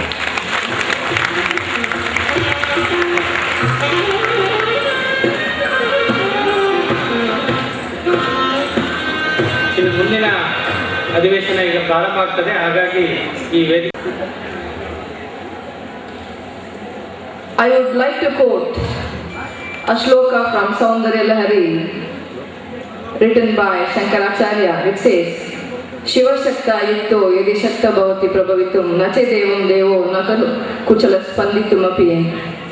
ಅಂದರೆ ಶಕ್ತಿ ಇಲ್ಲದೆ ಶಿವನಿಗೂ ಕೂಡ ಯಾವುದೇ ಅಸ್ತಿತ್ವ ಇಲ್ಲ ಅನ್ನೋದನ್ನ ಆ ಶ್ಲೋಕ ಹೇಳುತ್ತೆ. ಆದರೆ ನಾವು ಇತ್ತೀಚಿನ ದಿನದಲ್ಲಿ ಈ ಶಕ್ತಿಯನ್ನ ಮರೆತು ಬಿಟ್ಟು ಯಾವುದೋ ಒಂದು ಕಾಣದ ಶಕ್ತಿಯ ಹಿಂದ್ಗಡೆ ಹೋಗೋ ಒಂದು ಭಾವನಾತ್ಮಕ ಲೋಕದಲ್ಲಿ ಹೋಗ್ತಾ ಇದ್ದೇವೆ. ಇದಕ್ಕೆ ಕಾರಣ ಏನು, ಸಮಸ್ಯೆ ಎಲ್ಲಿಂದ ಹುಟ್ಟುಕೊಂಡಿದೆ, ಸೊ ಇದಕ್ಕೆ ಪರಿಹಾರಗಳೇನು ಅಂತ ತಮ್ಮ ಅಧ್ಯಯನದ ಮುಖಾಂತರವಾಗಿ ನಮ್ಮ ಮುಂದೆ ಚರ್ಚೆಯನ್ನು ಮಾಡಲಿದ್ದಾರೆ ಇವತ್ತಿನ ಅಧಿವೇಶನದ ಸಂಪನ್ಮೂಲ ವ್ಯಕ್ತಿಗಳಾದ ಶ್ರೀಮತಿ ಕಾವೇರಿ ಮಿಶ್ರಾ ಅವರು. ಇವರು ಮೈಸೂರಿನಲ್ಲಿ ಸಂಶೋಧನಾ ವಿದ್ಯಾರ್ಥಿಯಾಗಿ ಕೆಲಸ ಮಾಡ್ತಾ ಇದ್ದಾರೆ. ಮಹಿಳಾ ಆಯೋಗದ ಒಂದಿಗೆ ಮೈಸೂರು ವಿಶ್ವವಿದ್ಯಾಲಯದಲ್ಲಿ ಈ ಒಂದು ಪ್ರಾಜೆಕ್ಟ್ ಅನ್ನು ಮಾಡಿ ಅಧ್ಯಯನ ಮಾಡಿ ತಮ್ಮ ವರದಿಯನ್ನು ಸಲ್ಲಿಸುತ್ತಾರೆ. ಸೊ ಆ ಅಧ್ಯಯನದ ಆಧಾರದ ಮೇಲೆ ಅವರು ಇವತ್ತು ತಮ್ಮ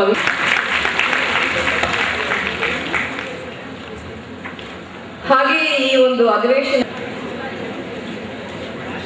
women have to be feminine, silent ಆಗಿರಬೇಕು, ಒಬೀಡಿಯಂಟ್ ಆಗಿರಬೇಕು, ಈ ಥರ ಕ್ಯಾರೆಕ್ಟರಿಸ್ಟಿಕ್ಸ್.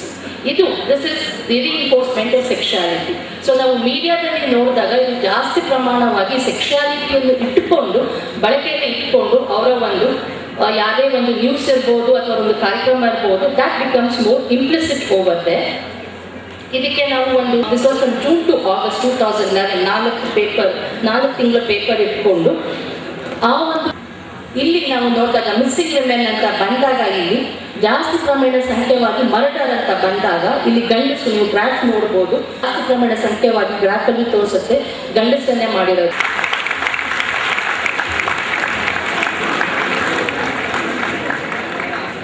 ಶ್ರೀ ರಮಣ್ ಗುಪ್ತಾ ಅವರು ಈ ತಾಂತ್ರಿಕ ಅಧಿವೇಶನದಲ್ಲಿ ಮೇಲೆ ಇರುವಂಥ ಎಲ್ಲ ಗಣ್ಯರೇ, ಎಲ್ಲ ಬೇರೆ ಬೇರೆ ಶಾಲೆ ಕಾಲೇಜಿಂದ ಬಂದಂಥ ಎಲ್ಲ ಫ್ಯಾಕಲ್ಟಿ ಮೆಂಬರ್ಸ್, ಎಲ್ಲ ವಿದ್ಯಾರ್ಥಿ ಮತ್ತು ವಿದ್ಯಾರ್ಥಿನಿಯರೇ ಮತ್ತು ಮಾಧ್ಯಮ ಮಿತ್ರರೇ, ತಮ್ಮೆಲ್ಲರಿಗೂ ನಮಸ್ಕಾರ, ಗುಡ್ ಮಾರ್ನಿಂಗ್. ಬಹುಶಃ ಈ ಟಾಪಿಕ್, ಇವತ್ತಿನ ಟಾಪಿಕ್ ಕಾಣೆಯಾಗುತ್ತಿರುವ ಮಹಿಳೆಯರು ಮತ್ತು ಬಾಲಕಿಯರು ಒಂದು ಜ್ವಲಂತ ಸಮಸ್ಯೆ. ಸೊ ಮೊದಲನೇದಾಗಿ ನಾನೇ ನಿಮ್ಮಿಂದ I would like to ask, ಇದು ಯಾಕೆ ಇದನ್ನು ಸಮಸ್ಯೆ ಅಂತ ಯಾಕೆ ಹೇಳಬೇಕು, ಯಾಕೆ ಅದು ಸಮಸ್ಯೆ ಮತ್ತೆ ಯಾಕೆ ಇದು ಒಂದು ಜ್ವಲಂತ ಸಮಸ್ಯೆ ಅಂತ ಏನ್ ಕಾರಣ? ಯಾರು ಉತ್ತರ ಕೊಡ್ತೀರಾ? ಹೇಳಿ ಯಾಕೆ ಇದು ಸಮಸ್ಯೆ? ಒಬ್ಬೊಬ್ಬರು ಹೇಳಿ yeah anyone why it is a problem?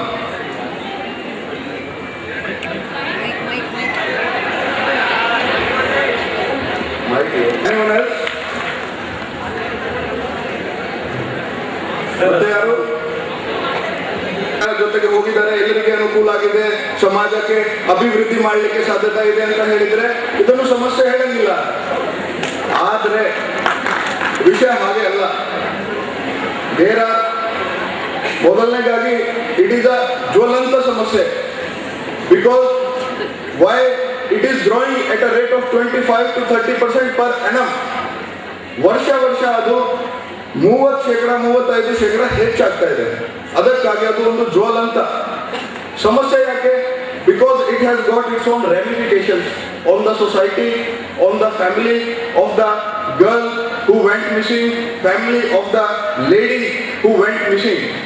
ಯಾಕೆ ಅಂತ ಹೇಳಿದ್ರೆ ಇದರಲ್ಲಿ ಹಲವಾರು ವಿಚಾರ ಇದೆ.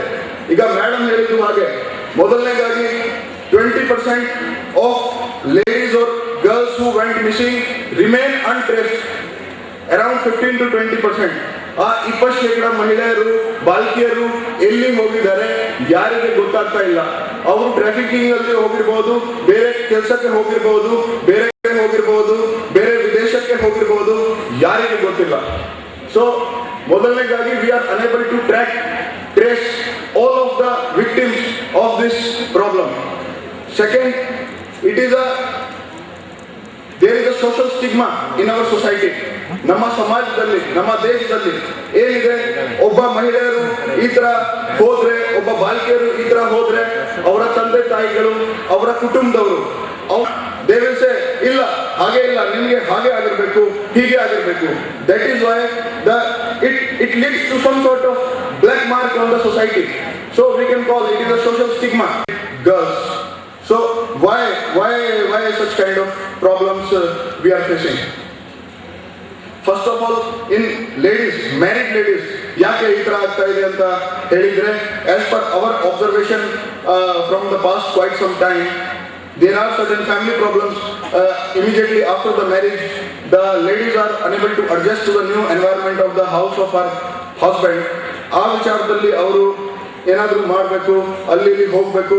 So it contributes, it becomes one of the reason for them to went missing here and there to their close relatives, to far relatives, acquaintances, or just simply run away from the house. Apart from that, the second reason can be this rural to urban migration.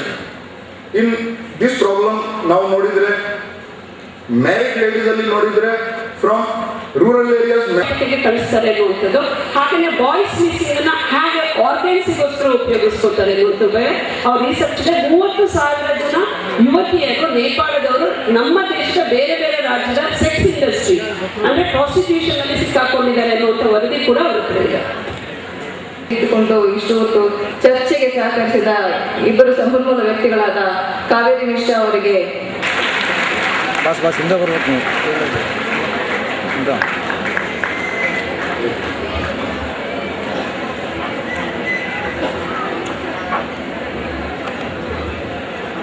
ವೇದಿಕೆಗೆ ಆಗಮಿಸಿದ ಗಣ್ಯರಿಗೆ ಧನ್ಯವಾದಗಳು. ಸ್ವಾಗತ. ಮೊದಲಿಗೆ ಈ ವೇದಿಕೆ ಮೇಲೆ ಆಸನವಿರ್ತಕ್ಕಂಥ ಅದ್ವಿತೀಯ ಜ್ಞಾನ ಬೆಳೆಸಿಕೊಂಡಿರುವ ಶ್ರೀಯುತರ ಪರಿಚಯವನ್ನು ಸಂಕ್ಷಿಪ್ತವಾಗಿ ತಿಳಿಬಯಸುತ್ತೇನೆ. ಶ್ರೀಯುತರು ಎಸ್.ಟಿ. ವೆಂಕಟಪ್ಪ ಮತ್ತು ದೊಡ್ಡಮ್ಮನವರ ಮಗನಾಗಿ ಜನಿಸಿದರು. ಇವರು BSc ಪದವಿಯೊಂದಿಗೆ ಕಾನೂನು ಪದವಿಯನ್ನು ಮುಗಿಸಿ ಖ್ಯಾತ ವಕೀಲರಾಗಿ ವೃತ್ತಿಯನ್ನು ಪ್ರಾರಂಭಿಸಿ ರಾಜಕೀಯ ರಂಗದಲ್ಲಿಯೂ ತಮ್ಮ ಛಾಪನ್ನು ಮೂಡಿಸಿದ್ದಾರೆ. ಶ್ರೀಯುತರು ಶಿವಮೊಗ್ಗ ಜಿಲ್ಲೆಯ ಪ್ರತಿಷ್ಠಿತ ಶಿಕ್ಷಣ ಸಂಸ್ಥೆಯ ಮಾನ್ಯ ಕಾರ್ಯದರ್ಶಿಗಳಾಗಿ ಕಾರ್ಯನಿರ್ವಹಿಸುತ್ತಿದ್ದು, ಸಂಸ್ಥೆಯನ್ನು ಅತ್ಯುತ್ತಮವಾದಂಥ ಮಟ್ಟಕ್ಕೆ ಕೊಂಡೊಯ್ಯುವಲ್ಲಿ ಇವರ ಪಾತ್ರ ಬಹಳ ದೊಡ್ಡದು. ಜೊತೆಗೆ ಇವರು ವಿವಿಧ ಸಂಘ ಸಂಸ್ಥೆಗಳಲ್ಲಿ, ಸಮಿತಿಗಳಲ್ಲಿ ಸೇವೆಯನ್ನು ಸಲ್ಲಿಸುತ್ತಿದ್ದಾರೆ. ಇಂಥವರನ್ನ ಈ ಒಂದು 2ನೇ ತಾಂತ್ರಿಕ ಅಧಿವೇಶನಕ್ಕೆ ಸ್ವಾಗತವನ್ನು ಬಯಸ್ತೇನೆ.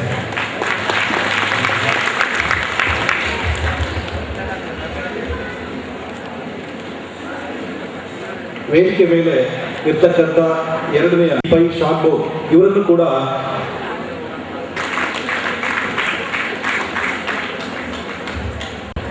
ಮೊದಲನೇದಾಗಿ ಈ ಕಾರ್ಯಕ್ರಮದಲ್ಲಿ ನನಗೆ ಭಾಗವಹಿಸೋದಕ್ಕೆ ಅವಕಾಶ ಮಾಡಿಕೊಟ್ಟಿದ್ದಕ್ಕೆ ಮೇಡಮ್ ಅವ್ರಿಗೆ ಹಾಗೂ ಈ ಆರ್ಗನೈಸರ್ಸಿಗೆ ನನ್ನ ಅಭಿನಂದನೆಗಳನ್ನು ಸಲ್ಲಿಸೋದಕ್ಕೆ ಇಷ್ಟಪಡ್ತೀನಿ. ಎರಡನೇದಾಗಿ ಆ್ಯಸ್ ಅ ಸೈಕ್ಯಾಟ್ರಿಸ್ಟ್, ಮನೋವಿಜ್ಞಾನಿಯಾಗಿ ಹದಿಹರೆಯದ ವಯಸ್ಸಿನ ಮಕ್ಕಳ ಸಮಸ್ಯೆ ಬಗ್ಗೆ ನನಗೆ ಮಾತಾಡೋದಕ್ಕೆ ಕೊಟ್ಟಿರುವಂಥ ಟಾಪಿಕ್. ಈ ಟಾಪಿಕಲ್ಲಿ ಹದಿಹರೆಯದ ಮಕ್ಕಳಲ್ಲಿ ಸಮಸ್ಯೆಗಳು ಏನಿದೆ ಅಂತ ನಾನು ಯೋಚನೆ ಮಾಡಬೇಕಾದ್ರೆ ಮೊದಲನೇ ಸಮಸ್ಯೆ ನನಗೆ ಕಣ್ಮುಂದೆ ಬರುವಂಥದ್ದು ಆತಂಕ. ಈಗ ಸ್ವಲ್ಪ ಮಟ್ಟಿಗೆ 1 ಗಂಟೆ ಆಯಿತು, ಇನ್ನೂ ಊಟಕ್ಕೆ ಹೋಗಿಲ್ಲ, ಯಾವಾಗ ಇವರು ಭಾಷಣ ಮುಗಿಸ್ತಾರೆ ಅನ್ನುವಂಥ ಸ್ವಲ್ಪ ಆತಂಕ ನಿಮ್ಮ ಮುಖದ ಮೇಲೆ ನನಗೆ ಕಾಣ್ತಾ ಇರೋ ಹಾಗಿದೆ. ಸೊ ಮೊದಲನೇದಾಗಿ ನಾನು ತುಂಬ ಬೇಗ ನನ್ನ ಭಾಷಣ ಮುಗಿಸ್ತೀನಿ ಅಂತ ಭರವಸೆ ಕೊಟ್ಟೇ ಶುರು ಮಾಡ್ತಾ ಇದ್ದೀನಿ. So you can be relax.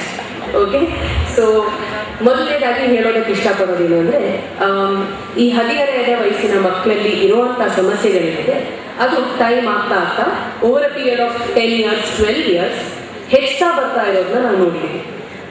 ನಾನು ಪ್ರಾಕ್ಟೀಸ್ ಶುರು ಮಾಡಬೇಕಾದ್ರೆ 4 ವರ್ಷದ ಹಿಂದೆ ನಮ್ಮ OPDಯಲ್ಲಿ ಬರುವಂಥ ಮಕ್ಕಳು 1 ತಿಂಗಳಿಗೆ 1 ಮಗು ಬಂದರೆ, ಎಕ್ಸಾಮ್ ಟೈಮಿಗೆ ಒಂದು 4-5 ಜನ ಮಕ್ಕಳು ಎಕ್ಸಾಮ್ ನನಗೆ ಭಯ ಆಗುತ್ತೆ, ಎಕ್ಸಾಮ್ ಫೋಬಿಯಾ ಇದೆ ಅಂತ ಬರುವಂಥ ಮಕ್ಕಳಾದರೆ, ಇತ್ತೀಚೆಗೆ 1 ವಾರದಲ್ಲಿ 50-60 ಮಕ್ಕಳು ಬರುವಂಥ ಪರಿಸ್ಥಿತಿಗೆ ಬಂದಿದೆ. ಸ್ಟಾರ್ಟಿಂಗ್ ಫ್ರಮ್ ಯಾವ ಏಜ್ ಅಂತ ಮೇಡಮ್ ಕೇಳ್ತಾ ಇದ್ದಾರೆ, starting from 4 years of age, 4 ವರ್ಷದ ಮಗುವಿನಿಂದ 18 ವರ್ಷದ ಮಕ್ಕಳ ತನಕ ಆಲ್ ಏಜ್ ಗ್ರೂಪ್ಸ್, ಹುಡುಗರು ಆಗ್ಬೋದು, ಹುಡುಗಿರು ಆಗ್ಬೋದು. So the problem has escalated. Yes, ಅದಕ್ಕೆ ಈ ಹದಿಹರೆಯದ ವಯಸ್ಸಿನ ಮಕ್ಕಳ ಸಮಸ್ಯೆಗಳೇನಿದ್ದಾವೆ ಇದನ್ನೇ ಒಂದು ಸೆಪರೇಟ್ ಒಂದು ಗ್ರೂಪ್ ಅಂತ ತಗೊಂಡ್ರೂ ಸಹ ಸಣ್ಣ ಮಕ್ಕಳ ತೊಂದರೆಗಳನ್ನ ಕಾನ್ಸಂಟ್ರೇಟೇ ಮಾಡದೆ ಟೀನೇಜ್ ಪ್ರಾಬ್ಲಮ್ಸ್ ಏನಿದೆ ಈ ಪ್ರಾಬ್ಲಮ್ಸ್ ಬಗ್ಗೆನೇ ನಾವು ಯೋಚನೆ ಮಾಡಬೇಕಾದ್ರೂ ಸಹ ಕೊಟ್ಟಿರುವಂಥ 20 ನಿಮಿಷ ತುಂಬ ಸಣ್ಣ ಕಾಲಾವಧಿ ಹೇಳಬೇಕಾಗಿರುವಂಥ ಪ್ರಾಬ್ಲಮ್ಸ್ ಬಹಳಷ್ಟು ಜಾಸ್ತಿ ಇದೆ. ಸೊ ಇವತ್ತು ನನ್ನ ಟಾಪಿಕ್ಕಿನ ಕಾನ್ಸಂಟ್ರೇಷನ್ ಏನಿರುತ್ತೆ ಇದು ಇರುವಂಥ ಸಮಸ್ಯೆಗಳ ಮೇಲೆ ರಾದರ್ ದ್ಯಾನ್ ಮಾನಸಿಕ ಕಾಯಿಲೆಗಳ ಮೇಲೆ. ಅಂದರೆ ಈ ಟೀನೇಜ್ ಏರಿಯಾದಲ್ಲಿ ಇರುವಂಥ ಪ್ರಾಬ್ಲಮ್ಸ್ ಏನಿದೆ, ಚೆನ್ನಾಗಿ ಮೆಂಟಲಿ ಹೆಲ್ದಿ ಆಗಿರುವಂಥ ಮಕ್ಕಳೇ ಬರುವಂಥ ಪ್ರಾಬ್ಲಮ್ಸ್ ಇರ್ಬೋದು. ಅಟ್ ದ ಸೇಮ್ ಟೈಮ್ ಈ ಪ್ರಾಬ್ಲಮ್ಸ್ನಿಂದ ದೂರ ಇರೋದಕ್ಕೆ ನಾವು ನಮ್ಮ ಜೀವನದಲ್ಲಿ ಯಾವ್ಯಾವ ಥರದ ಜೀವನ ಕೌಶಲ್ಯಗಳನ್ನು ಅಂದರೆ ಲೈಫ್ ಸ್ಕಿಲ್ಸ್ನ ಡೆವಲಪ್ ಮಾಡ್ಕೋಬೇಕು ಅನ್ನೋವಂಥದ್ದು second part of my presentation ಆಗಿದೆ. ಮೊದಲನೇದಾಗಿ before I start, because it's a free lunch session, ನಾನು ಭಾಷಣನೇ ಹೇಳೋದಕ್ಕಿಂತ ಹೆಚ್ಚಾಗಿ ನಾನು ನಿಮ್ಮ ಜೊತೆ ಒಂದು ಎಪಿಸೋಡ್ನ ಹಂಚ್ಕೊಳ್ಳೋದಕ್ಕೆ ಇಷ್ಟಪಡ್ತೀನಿ. ಇದು ಜಸ್ಟ್ 1 ವಾರದ ಹಿಂದೆ ಆಗಿರುವಂಥ ಎಪಿಸೋಡ್. ನಮ್ಮ OPDಗೆ ಒಂದು 16 ವರ್ಷದ ಫಸ್ಟ್ PUC ಓದ್ತಿರುವಂಥ ಒಂದು ಹುಡುಗಿನ ಅವಳ ತಂದೆ ತಾಯಿ ಕರ್ಕೊಂಡು ಬಂದಿದ್ದಾರೆ. ನಾವು this girl doesn't want to come, ತುಂಬ ಬೇಜಾರಿನಲ್ಲಿದ್ದಾಳೆ, ತುಂಬ ಸಿಟ್ನಲ್ಲಿದ್ದಾಳೆ, ಫೋರ್ಸ್ ಮಾಡಿ ಕರ್ಕೊಂಡು ಬಂದಿದ್ದಾರೆ. ನನಗೇನು ಹುಚ್ಚಿಡ್ತಿದ್ಯಾ, ನನಗೆ ಯಾಕೆ ಹುಚ್ಚಾಸ್ಪತ್ರೆಗೆ ಕರ್ಕೊಂಡು ಹೋಗ್ತೀರಾ ಅನ್ನೋ ಆರ್ಗ್ಯುಮೆಂಟ್ ಇಟ್ಕೊಂಡೇ ಬಂದಿರುವಂಥ ಹುಡುಗಿ. ಸೊ ಅವಳಿಗೆ ಚೇಂಬರ್ ಒಳಗೆ ಕರ್ಕೊಂಡು ಬಂದ ತಕ್ಷಣ ಅವಳೊಂದು ಮೂಲೆ ಕೂತಿದ್ದಾಳೆ, ನನಗೆ ಕಣ್ಣಲ್ಲಿ ಕಣ್ಣಿಟ್ಟು ನೋಡ್ತಾ ಇಲ್ಲ. ಆಲ್ರೆಡಿ ನನಗೆ ನೋಡೋಕ್ಕಿಂತ ಮುಂಚೆನೆ ನನ್ನ ಮೇಲೆ ತುಂಬ ಸಿಟ್ಟಿದೆ ಅವಳಿಗೆ. ಸೊ ಮುಖ ಸಿಂಧಿಸ್ಕೊಂಡು ಆ ಕಡೆ ತಿರ್ಕೊಂಡು ಕೂತಿದ್ದಾಳೆ. ಅಪ್ಪ ಅಮ್ಮನ ಕೇಳಿದೆ ಏನು ತೊಂದರೆ ಆಗಿದೆ ಹುಡುಗಿಗೆ. ಅವರು ಅಮ್ಮ ಶುರು ಮಾಡ್ಕೊಂಡ್ಬಿಟ್ರು, ಅಳಕ್ಕೆ ಸ್ಟಾರ್ಟ್ ಮಾಡಿಬಿಟ್ರು. ಫಸ್ಟೇ, ಮೇಡಮ್ ನಿಮಗೆ ಗೊತ್ತಿಲ್ಲ, ನನ್ನ ಹುಡುಗಿ ತುಂಬ intelligent, she is a very smart girl. 10ನೇ ಕ್ಲಾಸ್ನಲ್ಲಿ 87% ತೆಗೆದಿರೋಳು, ತುಂಬ ಚೆನ್ನಾಗಿ ಡ್ಯಾನ್ಸ್ ಮಾಡ್ತಾಳೆ, ಸಂಗೀತದಲ್ಲಿ ತುಂಬ ಪರೀಕ್ಷೆಗಳನ್ನು ಕಟ್ಟದಲ್ಲಿ ಫಸ್ಟ್ ಕ್ಲಾಸ್ ಅಂತೆ, ರ್ಯಾಂಕ್ ಅಂತೆ ಪಡ್ಕೊಂಡಿದ್ದಾಳೆ. ಯಾವ ಎಕ್ಸ್ಟ್ರಾ ಕರಿಕ್ಯುಲರ್ ಆಕ್ಟಿವಿಟಿಯಲ್ಲಿ ಸ್ಕೂಲಲ್ಲಿ ಯಾವುದೇ ಒಂದು ಆಪರ್ಚುನಿಟಿ ಇದ್ದರೂ ಅದರಲ್ಲಿ she will be the first person to participate. ಅವಳೇ ಫಸ್ಟ್ ಪಾರ್ಟಿಸಿಪೇಟ್ ಮಾಡ್ತಿದ್ರು. So we were very happy. ನಮ್ಮ ಹುಡುಗಿ ಅಷ್ಟು ಒಳ್ಳೆ ಹುಡುಗಿ ಎಲ್ಲೂ ಇಲ್ಲ, ಇಡೀ ಪ್ರಪಂಚದಲ್ಲೇ ನಮ್ಮ ಹುಡುಗಿನೇ ಬೆಸ್ಟ್ ಅನ್ನುವಂಥ ಮನೋಭಾವ ನಮ್ದಿತ್ತು. 10ನೇ ಕ್ಲಾಸ್ ಮುಗಿದ ತಕ್ಷಣ PUCಗೆ ಹೋಗ್ಬೇಕಾದ್ರೆ ಕಾಲೇಜ್ ಸ್ವಲ್ಪ ದೂರ ಇತ್ತು. ಮೈಂಡ್ ಯು, ಈ ಹುಡುಗಿ ತುಂಬ ಸಣ್ಣ ಊರಿನಿಂದ ಬಂದವಳು. ಅವಳ ಊರಿನಿಂದ ಹೊಳಲ್ಕೆರೆ ಹತ್ತಿರಕ್ಕೆ ಅವಳು ಯಾವುದೋ ಒಂದು ಕಾಲೇಜಿಗೆ ಹಾಕಿದ್ದಾರೆ. ಈ ಕಾಲೇಜಿಗೆ ಹೋಗೋದಕ್ಕೆ ಬರೋದಕ್ಕೆ ಅವಳು ತುಂಬ ಟೈಮ್ ಸ್ಪೆಂಡ್ ಮಾಡಬೇಕಾಗತ್ತೆ, ಬಸ್ಸಲ್ಲಿ ಹೋಗಬೇಕು ಬರಬೇಕು. ಸೊ ಅದಕ್ಕೆ ನಾವು ಅವಳಿಗೆ ಒಂದು ಮೊಬೈಲ್ ಕೊಡಿಸ್ಕೊಟ್ವಿ. ಅದೇ ನಮ್ದಾಗಿರೋ ದೊಡ್ಡ ತಪ್ಪು. ಮೊಬೈಲ್ ಕೊಡಿಸ್ಕೊಟ್ಮೇಲಿಂದ ನಮ್ಮ ಹುಡುಗಿನೇನಾ ಇಲ್ಲ ಪಕ್ಕದ ಮನೆ ಹುಡುಗಿ ನಮಗೆ ಗೊತ್ತಾಗ್ತಾ ಇಲ್ಲ. ಅವಳೇ ಬೇರೆ ಇವಳೇ ಬೇರೆ, ಒಂದೇ ವರ್ಷ ಆದರೆ ಅಷ್ಟೊತ್ತಿಗೆ ಅವಳ ಪರ್ಸ್ನಾಲಿಟಿ, ಅವಳ ವ್ಯಕ್ತಿತ್ವದಲ್ಲಿ ಅಜಗಜಾಂತರ ವ್ಯತ್ಯಾಸ ಕಣ್ಣಿಗೆ ಕಾಣ್ತಾ ಇದೆ. ವ್ಯತ್ಯಾಸ ಏನು? ಒಂದು, ಓದೋ ಕಡೆ ಗಮನ ಕಡಿಮೆ ಆಗ್ತಾ ಇದೆ. ಪರ್ಸೆಂಟೇಜ್ 87ರಿಂದ 80ಕ್ಕೆ ಬಂತು, ಮಿಡ್ ಟರ್ಮ್ನಲ್ಲಿ 60ಕ್ಕೆ ಬಂತು, ಪ್ರಿಪ್ರೇಟರಿ ಒಂದು ಸಬ್ಜೆಕ್ಟ್ ದುಡ್ಡು ಫೇಲ್ ಆಗಿದ್ದಾರೆ. 1ನೇ ಪಾಯಿಂಟ್. 2ನೇ ಪಾಯಿಂಟ್, ಇತ್ತೀಚೆಗೆ ನಮಗೆ ಗೊತ್ತಾಗ್ತಾ ಇದೆ ಅವಳಿಗೆ ಯಾರೋ ಒಬ್ಬ ಬಾಯ್ ಫ್ರೆಂಡ್ ಇದ್ದಾನಂತೆ, ಬಸ್ಸಲ್ಲಿ ಸಿಕ್ಕಿದ್ನಂತೆ, ಈಗ ತುಂಬ ಕ್ಲೋಸ್ ಅಂತೆ, ಮೊಬೈಲ್ನಲ್ಲಿ ಯಾವಾಗಲೂ ಅವನ ಜೊತೆ ಮಾತಾಡ್ತಾ ಇರ್ತಾಳೆ. ನಾವು ಹೇಳಿದರೆ ಮೊಬೈಲ್ ಬದಿಗೆ ತಿರೋದಿಲ್ಲ. ಥರ್ಡ್, ಸೋಷಿಯಲ್ ಕಾಂಟ್ಯಾಕ್ಟ್ ತುಂಬ ಕಡಿಮೆ ಆಗಿದೆ. ಮೊದಲು ಹವ್ಯಾಸದಲ್ಲಿ ಮನಸ್ಸಾಗ್ತಾ ಇದ್ರು, ಡಾನ್ಸಿಗೆ ಹೋಗ್ತಿದ್ರು, ಹಾಡಿಗೆ ಹೋಗ್ತಿದ್ರು. ಈಗೇನೂ ಇಲ್ಲ. ಮೊಬೈಲ್ ಇಟ್ಕೊಂಡು ಕೂರ್ತಾಳೆ, ಟಿವಿ ಮುಂದೆ ಕೂರ್ತಾಳೆ, ಮೊಬೈಲಲ್ಲಿ ಹಾಡು ಕೇಳ್ತಾಳೆ, ನಿದ್ದೆ ಮಾಡ್ತಾಳೆ. ನಮ್ಮ ಜೊತೆಗೂ ಮಾತಾಡಲ್ಲ, ಅಕ್ಕಪಕ್ಕದ ಮನೆಯವ್ರ ಜೊತೆಗೂ ಮಾತಾಡೋದಿಲ್ಲ. ಇದೆಲ್ಲದೂ ತೊಂದರೆ ನೋಡಿದರೆ ನಾವು ಅವಳಿಗೆ ಹೇಳಿದ್ವಿ, ನೋಡಮ್ಮ ಹೀಗೆ ಮಾಡಬೇಡ, ಮೊಬೈಲಿಂದನೇ ಹಾಳಾಗ್ತಾ ಇದೆಯಾ ಅಂತ. ಆದರೆ ಅವ್ರ ಉತ್ತರ, ನನ್ನ ಅಪ್ಪ ಅಮ್ಮನ ಬೇಕಾದ್ರೂ ಬಿಡ್ತೀನಿ, ನಾನು ಮೊಬೈಲ್ ಬಿಡಲ್ಲ. This is the answer which she gave. Okay, this is ಸಿ ಕಂಬಡಿ ಯಾರಿಗೂ ಅದು ಸರಿನೂ ಅನ್ನಿಸ್ತಾ ಇದೆ. So from that point of view ಅವ್ರ ಅಪ್ಪ ಅಮ್ಮಗೆ ತೀರಾ ಬೇಸರ ಆಗಿತ್ತು. ನಾವು ಕೊಡಿಸಿರೋದೇ ತಪ್ಪಾಯ್ತಾ ಮೇಡಮ್? ನಮ್ಮ ಅಕ್ಕಪಕ್ಕದ ಮನೆಯವರೆಲ್ಲ ಕೇಳ್ತಾ ಇದ್ರು, ನಮ್ಮ ಈ ಜನ್ರೇಷನ್ ಮಕ್ಕಳು ತುಂಬ ಹಾಳಾಗಿದ್ದಾರೆ, ಅವ್ರ ಕೈಗೆ ಮೊಬೈಲ್ ಅಂತ ಡಿವೈಸ್ನ ಕೊಡೋದೇ ಅಲ್ಲ ಅಂತ. ಆದರೆ ನಾವು ಹೇಳಿದ್ವಿ, ನಮ್ಮ ಬೆಳವಣಿಗೆ ಮೇಲೆ ನಾವು ಹೇಗೆ ಅವಳನ್ನ ಬೆಳೆಸಿದ್ದೀವಿ, the way we brought up, we are very confident. ನಮ್ಮ ಮಗಳ ಮೇಲೆ ನಮ್ಗೆ ತುಂಬ ಭರವಸೆ ಇದೆ ಅಂತ ಕೊಡಿಸಿದ್ವಿ. ಈ ಸ್ಥಿತಿಗೆ ಬಂತು, ಹೇಗಾದರೂ ಮಾಡಿ ಅವಳನ್ನ ಸರಿ ಮಾಡಿಕೊಡಿ. ಕೊಡ್ತಿರೋದ್ರಿಂದಲೇ ನನಗೆ ಕಡಿಮೆ ಮಾರ್ಕ್ಸ್ ಬರ್ತಾ ಇದೆ. ನನ್ನ ಹತ್ರ ಮೊಬೈಲ್ ಇದೆ, ಹೌದು, ಬಾಯ್ ಫ್ರೆಂಡ್ ಇದ್ದಾನೆ, ಹೌದು. ಅಂದರೆ ಆ ಬಾಯ್ ಫ್ರೆಂಡ್ ಏನಿದ್ದಾನೆ ಅವನೇ ನನಗೆ ಓದೋದಕ್ಕೆ ಪ್ರೋತ್ಸಾಹ ಕೊಡ್ತಾ ಇದ್ದಾನೆ. ಸೊ ಅವ್ನು ಹೇಳಿರೋದ್ರಿಂದ ನಾನು 60% ಆದರೂ ತೊಗೊಂಡೆ, ಇಲ್ಲಾಂದರೆ ಮಿಡ್ ಟರ್ಮ್ ಎಕ್ಸಾಮ್ನಲ್ಲಿ ನಾನು ಫೇಲ್ ಆಗ್ತಿದ್ದೆ. ಮನೆಯಲ್ಲಿ ಇಲ್ಲಿ ಮಾತಾಡು, ಅಲ್ಲಿ ಮಾತಾಡು, ಇದು ಓದು, ಅದು ಓದು, ಅದನ್ನ ಮಾಡಕ್ಕೆ ಬಿಡಲ್ಲ, ಇದನ್ನ ಮಾಡಕ್ಕೆ ಬಿಡಲ್ಲ, ಯಾವುದಕ್ಕೂ ಫ್ರೀಡಮ್ ಇಲ್ಲ. ಸೊ ಅದಕ್ಕೆ ನಾನು ಕಷ್ಟಪಡ್ತಾ ಇದ್ದೀನಿ, ನರಳ್ತಾ ಇದ್ದೀನಿ. ನನಗೆ ಕಡಿಮೆ ಮಾರ್ಕ್ಸ್ ಬಂದರೆ ನನ್ನ ಮೊಬೈಲ್, ನನ್ನ boyfriend response the same time. ಈ ಪ್ರಾಬ್ಲಮ್ನ ಕೇಳ್ತಾ ಇದ್ದರೆ ಪ್ರಾಯಶಃ ಇದೇನು ಹೊಸದು ಅಂತ ಅನ್ನಿಸ್ಲಿಕ್ಕಿಲ್ಲ ನಿಮಗೆ.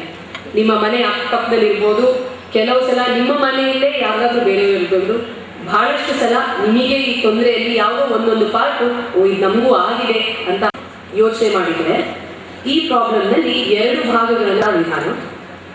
ಎರಡನೇದು ನಿಮ್ಮ ವಯಸ್ಸು, ಆಸ್ ಟೀನೇಜ್ ಏನು ಮಾಡ್ತಾರೋ ಏನು.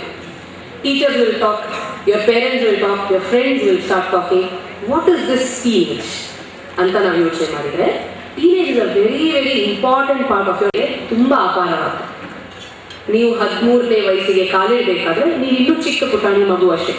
ನಿಮ್ಮ ಮನೆಯಲ್ಲಿ ಹೇಳಿದ್ನೇಕಂತ ನಿರ್ಧಾರಗಳನ್ನು ನೀವು ತಗೊಳ್ಳೋದಕ್ಕೆ ರೆಡಿ ಆಗಿರ್ತೀರಾ. ಏನು ಓದಬೇಕು, ಎಲ್ಲಿ ಓದಬೇಕು, ಎಷ್ಟು ಕಷ್ಟಪಡಬೇಕು, ಮುಂದೆ ಯಾವ ಸ್ಯಾಲ್ರಿ ಬರಬೇಕು, ಅದಕ್ಕೆ ಅನುಗುಣವಾಗಿ ಓದಬೇಕು, ಇವೆಲ್ಲ ನಿಮ್ಮ ಎಲ್ಲಿಗೆ ಹೋಗಿದೆ. ಬಟ್ ಇನ್ ಬಿಟ್ವೀನ್ ಏನಿದೆ ಅದು ಒಂಥರ ತ್ರಿಶಂಕು ಸ್ವರ್ಗ ಥರದ ಸ್ಥಿತಿ. ಆ ಕಡೆ ನಿಮ್ಮನ್ನ ಮಕ್ಕಳು ಅಂತ ನಿಮ್ಮ ತಂದೆ ತಾಯಿಯರು ಮಕ್ಕಳ ಥರ ಟ್ರೀಟ್ ಮಾಡೋವಾಗಿಲ್ಲ.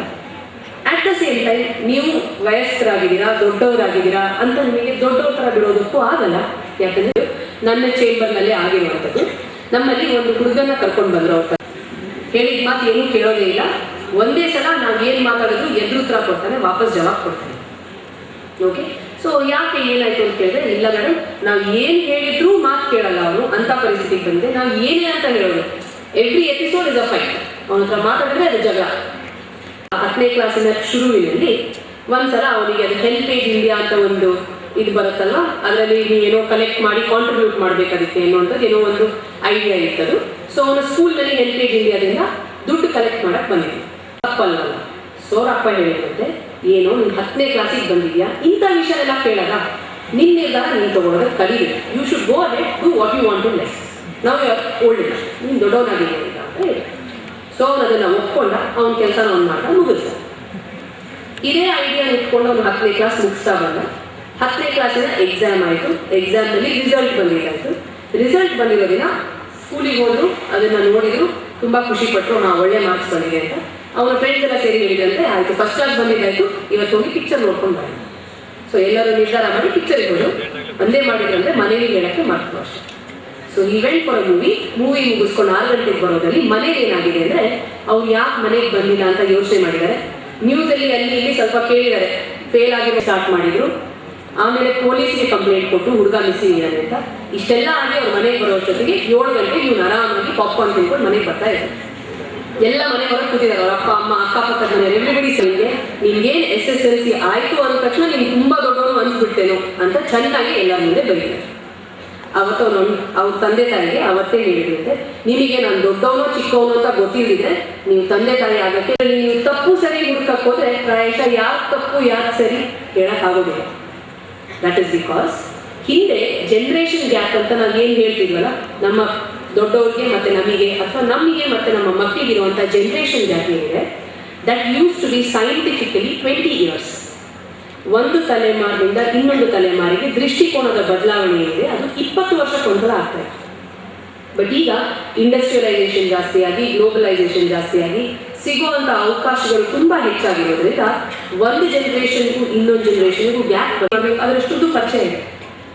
ಅಟ್ ದ ಸೇಮ್ ಟೈಮ್ ನನ್ನ ಮಗ ಈಗ ಹುಟ್ಟಬೇಕಾದ್ರೆ ಇಂಟರ್ನೆಟ್ ಏನು ಅಂತಂದ್ರೆ ನಮ್ಮಕ್ಕಿಂತ ನಮ್ಮ ಕೆಳಗಿನ ಜನರೇಷನರು are definitely 20 to 30% more smart, more intelligent. ಆವಾಗ ಅವರಿಗೆ ನಮ್ಗಿಂತ ಕಡಿಮೆ ಗೊತ್ತಿರೋರ ಮಾತು ಯಾಕೆ ಕೇಳಬೇಕು ಅಂತ ಅನಿಸೋದು ಸಹಜ. But what you tend to forget is, ನಿಮಗೆ ಇನ್ಫಾರ್ಮೇಷನ್ ಮತ್ತು ನಾಲೆಜ್ ತುಂಬ ಚೆನ್ನಾಗಿ ಗೊತ್ತಿದ್ರು ನಿಮಗೆ ಇಂಟ್ರೆಸ್ಟ್ ಮತ್ತು ಆಪ್ಟಿಟ್ಯೂಡ್ ಇರೋವಂಥ ಕೆರಿಯರ್ಗಳನ್ನು ಚೂಸ್ ಮಾಡಿ, ನಿಮಗೆ ಟೈಮ್ ಮ್ಯಾನೇಜ್ಮೆಂಟ್ ತುಂಬ ಚೆನ್ನಾಗಿ ಮಾಡ್ಕೊಳ್ಳುವಂಥ ಒಂದು ಟೈಮ್ ಟೇಬಲ್ನ ಮನಸ್ಸಲ್ಲಿ ಹಾಕ್ಕೊಳ್ಳಿ. ಒಳ್ಳೆ ರೋಲ್ ಮಾಡೆಲ್ಸ್ನ ಅಂತ ಒಬ್ಬರು ಟೆನಿಸ್ಟ್ ಆಗುತ್ತೆ ಕ್ವೈಟ್ ಸಮ್ ಟೈಮ್ ಬ್ಯಾಕ್. ಅವರು 16ನೇ ವಯಸ್ಸಿಗೆ ಎಲ್ಲ ಗ್ರ್ಯಾಂಡ್ ಸ್ಲಾಮ್, ವಿಂಬಲ್ಡನ್ ಇರ್ಬೋದು, ಇನ್ನೊಂದಿರ್ಬೋದು, ಅಲ್ಲೆಲ್ಲ ಕಡೆ ಟೆನಿಸ್ ಆಡಿ ತುಂಬ ಚೆನ್ನಾಗಿ ವಿನ್ ಆಗಿದ್ರು. ಬಟ್ ಅವರ ಫ್ಯಾಮಿಲಿ ಬ್ಯಾಕ್ಗ್ರೌಂಡ್ ಹೇಗಿತ್ತು ಅಂದರೆ, ಅವರು ಬ್ರೋಕನ್ ಫ್ಯಾಮಿಲಿಯಿಂದ ಬಂದಿದ್ದಂದರೆ ಅವ್ರ ತಂದೆ ತಾಯಿ ಸೆಪ್ರೇಟ್ ಆಗಿದ್ರು. ಅವರಿಗೆ ಅವರ ದುಡ್ಡು ಕೈಗೆ ತುಂಬ ಸುಲಭವಾಗಿ ಸಿಗ್ತಿತ್ತು, ಏನು ಬೇಕಾದರೂ ಮಾಡ್ಕೊಂತ ಬಿಟ್ಬಿಟ್ಟಿದ್ರು. At the same time other end of the spectrum Lance Armstrong ಅಂತ ಅವ್ರ ಹೆಸರು ಕೇಳಿದಿರಲ್ಲ, is a very famous cyclist. Tour de France ಅಂತ ಒಂದು ಸೈಕಲ್ ಸ್ಪರ್ಧೆ ಇದೆ. ಅದರಲ್ಲಿ ಒಂದು ಸುಮಾರು 500ಕ್ಕಿಂತ ಹೆಚ್ಚು ಮೈಲಿಗಳು ಸೈಕಲ್ ಹೊಡ್ಕೊಂಡು ಹೋಗ್ಬೇಕು ಫ್ರಾನ್ಸಲ್ಲಿ. ಗುಡ್ಡ, ದ್ವೀಪ, ಅಲ್ಲಿ ನೀರಿನಲ್ಲಿ, ಕೊಚ್ಚೆಯಲ್ಲಿ ಎಲ್ಲ ಕಡೆ ಸೈಕಲ್ ಹೊಡ್ಕೊಂಡು ಹೋಗ್ಬೇಕು. It's a 7 day race. 7 ದಿನ ಸೈಕಲ್ ಕಂಟಿನ್ಯೂಸ್ ಮಾಡಬೇಕು. And at the end of it they should win. ಗೆಲ್ಲೋದು ತುಂಬ ಕಷ್ಟದ ಪರಿಸ್ಥಿತಿ. ಈ ಲ್ಯಾನ್ಸ್ ಆರ್ಮ್ಸ್ಟ್ರಾಂಗ್ ಅನ್ನೋರು ಸಹ ಅದೇ ಟೈಪ್ ಬ್ರೋಕನ್ ಫ್ಯಾಮಿಲಿಯಿಂದ ಬಂದಿರುವಂಥವ್ರು, ತಂದೆ ತಾಯಿ ಸೆಪ್ರೇಟ್ ಆಗಿರೋರು. ಬಟ್ ಅಲ್ಲಿ ಅವರ ತಾಯಿ ಅವನನ್ನು ಬೆಳೆಸಿರೋ ವಿಧಾನ ಹೇಗಿತ್ತು ಅಂದರೆ, ರೋಲ್ ಮಾಡೆಲ್ ಅವರಾಗಿದ್ರು. ಎಷ್ಟೇ ಕಷ್ಟ ಬರಲಿ ಅದನ್ನು ಎದುರಿಸಿದ್ರೆ ಮುಂದೆ ಹೋಗೋಕ್ಕಾಗುತ್ತೆ. ಬಿಕಾಸ್ ಬೇರೆ ವಿಧಾನನೇ ಇಲ್ಲ, ಬೇರೆ ಕಡೆ ಓಡ್ ಹೋಗೋದಕ್ಕೆ ನಮಗೆ ಜಾಗ ಇಲ್ಲ ಅನ್ನೋ ಪ್ರವೃತ್ತಿಯಿಂದ ಅವ್ರಿಗೆ ಬೆಳೆಸಿದ್ರು.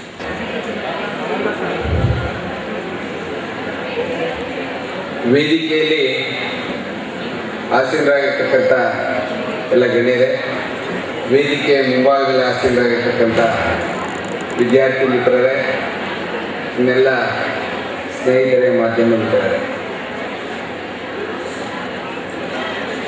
ನನಗೆ ಗೊತ್ತು ಈಗಾಗಲೇ ಸಾಕಷ್ಟು ಸಮಯ ಆಗೋಗಿದೆ. ಭಾಷಣ ಕೇಳೋ ಸಮಯ ಅಲ್ಲ, ಹಸಿವಿನ ಸಮಯ. ಈ ಸಮಯದಲ್ಲಿ ಹೊಟ್ಟೆಗೆ ಬೇಕೇ ಹೊರತು ಮೆದುಳಿಗೆ ಏನು ಕೆಲಸ ಬೇಡ. ಹೊಟ್ಟೆಗೆ ಹಾಕೋ ಸಮಯದಲ್ಲಿ ನಾನು ಭಾಷಣ ಕೇಳಿದ್ರೆ ನೀವೇನು ಕೇಳಬಲ್ರಿ.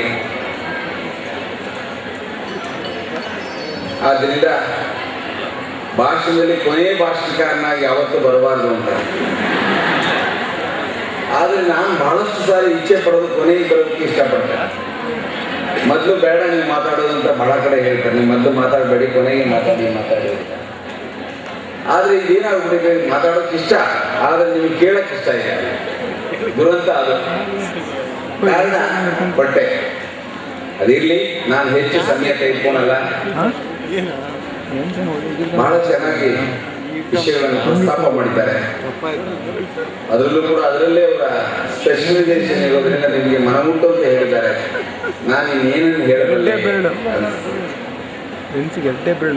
ಕಳೆದ ನಿನ್ನೆ ಮತ್ತು 2 ದಿನಗಳು ಕೂಡ ಶ್ರೀಮತಿ ಮಂಜುಳಾ ಮೇಡಮ್ ಹೇಳ್ತಾ ಇದ್ದಾರೆ, ಹುಡುಗರು ತುಂಬಾ ಬಂದಿದ್ದಾರೆ, ವಿದ್ಯಾರ್ಥಿಗಳು ಬಂದಿರೋದಷ್ಟೇ ಅಲ್ಲ, ಕೂತು ಕೇಳಿದ್ದಾರೆ. ಅದು ಬಹಳ ಮುಖ್ಯ. ಯಾಕೆ ಬರ್ತಾರೆ, ನೋಡಿದೀವಿ ನಾವು, ಆರಂಭದಲ್ಲಿ ಇರ್ತಾರೆ, ಮತ್ತೆ ಎಲ್ಲ ಹೊರಗಡೆ ತಿರುಗ್ತಾ ಇರ್ತಾರೆ. ಆ ಥರ ಆಗ್ಬಾರ್ದು. ಆ ದೃಷ್ಟಿಯಿಂದ ಇವತ್ತು ನೀವೆಲ್ಲ ಕೂತು ಕೇಳ್ತಾ ಇದ್ದೀರಾ. ನಾನು ಏನನ್ನು ಪ್ರಸ್ತಾಪ ಮಾಡಬೇಕು ಅಂತ ಕೂಡ ಮಂಜುಳಾ ಮೇಡಮ್ ಕೇಳಿದೆ. ಇರೋ ಸಮಯ ಕೇವಲ 8 ರಿಂದ 10 ನಿಮಿಷ ಮಾತ್ರ ಇದೆ. ಆ ಸಮಯದಲ್ಲಿ ನಾನು ಏನನ್ನು ಪ್ರಸ್ತಾಪ ಮಾಡಬೇಕು ಕೂಡ ನನಗೆ ಆಗ್ತಾ ಇದೆ. ಆದರೂ ಇವತ್ತು ಬಹಳ ದೊಡ್ಡ ಸಮಸ್ಯೆ, ದೊಡ್ಡ ವಿಚಾರ ಅಂತಂದ್ರೆ, ಅದಾಗಲೇ ಪ್ರಸ್ತಾಪ ಮಾಡಿದ್ದಾರೆ ಅಂತ ಕಾಣುತ್ತೆ. ಕಾಣೆಯಾಗುತ್ತಿರುವ ಹೆಣ್ಣು ಮಕ್ಕಳ ಸಂಖ್ಯೆ ಎಷ್ಟಿದೆ? ನಾನು ಮೊನ್ನೆ ಎಲ್ಲೋ ಒಂದ್ ಕಡೆ ಓದ್ತಾ ಇದ್ದೆ, ವರ್ಷಕ್ಕೆ 9 ಲಕ್ಷ ಜನ ಕಾಣೆ ಆಗ್ತಾರೆ. ಎಷ್ಟು ಎದೆ ಜಲ್ ಅನ್ಸುತ್ತೆ ನನಗೆ ಕೇಳ. ಅದರಲ್ಲೂ ಕೂಡ ಶಿವಮೊಗ್ಗ ಜಿಲ್ಲೆಯಲ್ಲಿ 171, 243, 291 ಜನ 3 ವರ್ಷಗಳಲ್ಲಿ ಕಾಣೆಯಾಗಿದ್ದಾರೆ ಅಂತ ಹೇಳಿ. ಇದು ನಿಮಗೆ ಕೇಳಿದ್ರೆ ಏನ್ ಅನಿಸುತ್ತೆ? ಯಾಕೆ ಕಾಣೆ ಆಗ್ತಾರೆ? ಅಥವಾ ಯಾವುದೋ ಪ್ರೇಮಿ ಜೊತೆಗೆ ಹೋಗ್ತಾರ, ಅಥವಾ ಇನ್ಯಾವುದಕ್ಕೂ ಹೋಗ್ತಾರ, ಗೊತ್ತಿಲ್ಲ. ಆದರೆ ಹೋದವರ ಪರಿಸ್ಥಿತಿ ಏನಾಗಿರುತ್ತೆ ಅದನ್ನ ನೆನೆಸ್ಕೊಂಡಾಗ ಇದು ಜಲ್ ಅಂತ. ಎಲ್ಲಿದ್ದಾರೆ ಅವರು? ಅದರಲ್ಲಿ ಮತ್ತೆ ಸಿಗುವಂಥವ್ರು ಬಹಳ ಕಡಿಮೆ. ನೋಡು ಎಣ್ಣೆ, ನಮ್ಮ ಭಾರತೀಯ ನಾರಿಯರು ಯಾವುದೋ ಒಂದಕ್ಕಾಗಿ ಈರುಳಿನಲ್ಲಿ ಹೆಣ್ಣಾಗಿ ಹಗಲು ಹೊತ್ತೆಲ್ಲ ಹಾಳು ಬಿದ್ದ ಕಲ್ಲಾಗಿ ಶಾಪಕ್ಕೆ ಗುರಿಯಾಗಿರುವ ಶಾಪದ ಕತೆ ಗೊತ್ತೇನು? ಇಲ್ಲಿ ವಿಮೋಚನೆ ಇಲ್ಲದ ಶಾಪ ಪಡೆದಿದ್ದಾರೆ ನಮ್ಮ ಹೆಣ್ಣುಮಕ್ಕಳು. ಅದೇ ರೀತಿ ನನಗೆ ಶಬಾಷ್ಗಿರಿ ಬೇಡ, ನಾನು ಭಾಷಣ ಮುಗಿಸ್ತೀನಿ, ನನಗೆ ಗೊತ್ತಾಯ್ತಾ? ಅದೇ ರೀತಿ ಬೇನಜೀರ್ ಭುಟ್ಟೋ ಹತ್ಯೆ ಆದಾಗ ಒಬ್ಬರು ಬರೀತಾನೆ, ಇದು ಚೆನ್ನಾಗಿದೆ, ಯಾಕೆ ಇವೆಲ್ಲ ಎಷ್ಟೊಂದು ಭ್ರೂಣಾವಸ್ಥೆಯಲ್ಲಿ ಹೆಣ್ಣು ಚಿವುಟಿ ಹತ್ಯೆ, ಕೀಚಕರ ಮಧ್ಯೆ ಮಾನವೀಯರ ಜೀವಗಳು ಹೇಗೆ ಬದುಕಿ ಉಳಿದಾವು, ಕ್ರೂರ ಕೀಚಕರ ಮಧ್ಯೆ ಮಾನವೀಯರ ಜೀವಗಳು ಹೇಗೆ ಬದುಕಿ ಉಳಿದಾವು. ಈ ಮಿಸ್ಸಿಂಗ್ ಪೀಪಲ್ ಬಗ್ಗೆ ನನಗೆ ಬೇಜಾರಾಗಿಲ್ಲ, ಸಹಿಸಲಾರವು. Don't do that thing. ನಾನು ಹೊರಗಡೆ ಮಾನವೀಯರ ಸಲ್ಲಿಸ್ತಾ ಇದ್ದೀವಿ.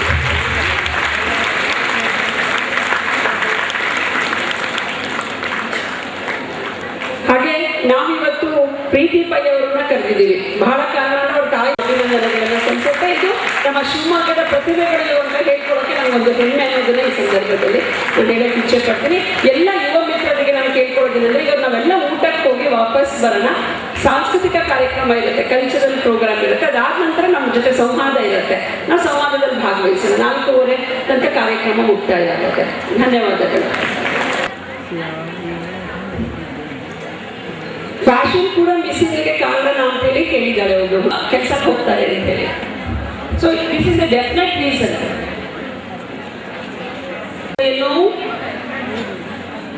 ಕಲಿಸುವಲ್ಲಿ ಶಿಕ್ಷಣ ಸಂಸ್ಥೆಗಳು, ಸರ್ಕಾರ ಏಕೆ ವಿಫಲಗೊಳ್ಳುತ್ತದೆ ಕೇಳೋದು ಒಳ್ಳೇದು ಅಂತ ನನಗೆ ಅನ್ನಿಸ್ತಾ ಇದೆ. ಹಾಗಾಗಿ ಇದ್ರ ಜೊತೆಗೆ ಇನ್ನೊಂದಿದೆ. ಇವತ್ತು ಬೆಳಿಗ್ಗೆ ಸ್ಪೀಕರ್ ಬಂದಿದ್ರು, ಅವ್ರು ನಮ್ಗೆ ಮಾತಾಡಿ ಹೋಗಿದ್ದಾರೆ. ಅದಕ್ಕೋಸ್ಕರನೇ ನಾವು ಸ್ಪೀಕರ್ ಅವ್ರನ್ನ ಕರೆಸಿದ್ವಿ. ಸರ್ಕಾರದ ಮುಖ್ಯಸ್ಥರು ಕೂಡ ಇಲ್ಲಿ ಭಾಗವಹಿಸಬೇಕು, ಅವ್ರಿಗೂ ಕೂಡ ನಿಮ್ಮ ಧ್ವನಿಯನ್ನ ಕೇಳಿಸ್ಬೇಕು ಅಂತ ಹೇಳಿ.